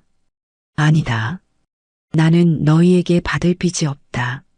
하지만 어머니, 저희가 이 빚을 갚지 않으면 평생 마음이 무거워서 살 수가 없을 겁니다. 너희는 이미 그 빚을 전부 갚았다. 너희가 이렇게 서로를 아끼고 땀의 가치를 알고 감사하는 마음으로 성실하게 살아가는 것. 그 달라진 모습으로 나는 이미 모든 것을 다 돌려받았어. 저는 며느리의 손 위에 제 손을 포개 얹고 따뜻하고 자애로운 미소로 말했어요. 이 돈은 너희가 새로운 삶을 시작하는데 종잣돈으로 쓰거라. 비록 지금은 힘들고 부족하겠지만 지금처럼만 서로 의지하고 정직하게 살아가면 언젠가는 분명 좋은 날이 올 것이다. 다만 한 가지만 약속해다오. 지금 이 마음 평생 잊지 말고 늘 서로를 위하고 감사하며 살아가겠다고 말이다. 제 말에 며느리와 아들은 끝내 참았던 눈물을 터뜨리고 말았습니다. 그 눈물은 더 이상 과거의 후회나 슬픔의 눈물이 아니었어요. 새로운 희망과 진심 어린 감사가 담긴 따뜻하고 맑은 눈물이었습니다. 그날 우리는 비로소 진짜 가족이 되었습니다. 돈이나 혈연이라는 굴레에 묶인 위태로운 관계가 아닌 서로의 상처를 진심으로 보듬고 서로를 온전히 받아들이며 존중과 사랑으로 단단히 이어진 새로운 의미의 가족으로 다시 태어나는 순간이었습니다. 저는 환하게 웃고 있는 아들 내외의 얼굴을 바라보며 제 남은 인생이 더없이 평화롭고 충만할 것임을 조용히 예감했어요. 길고 길었던 겨울은 마침내 끝나고 제 삶에 비로소 진짜 봄이 찾아오고 있었습니다.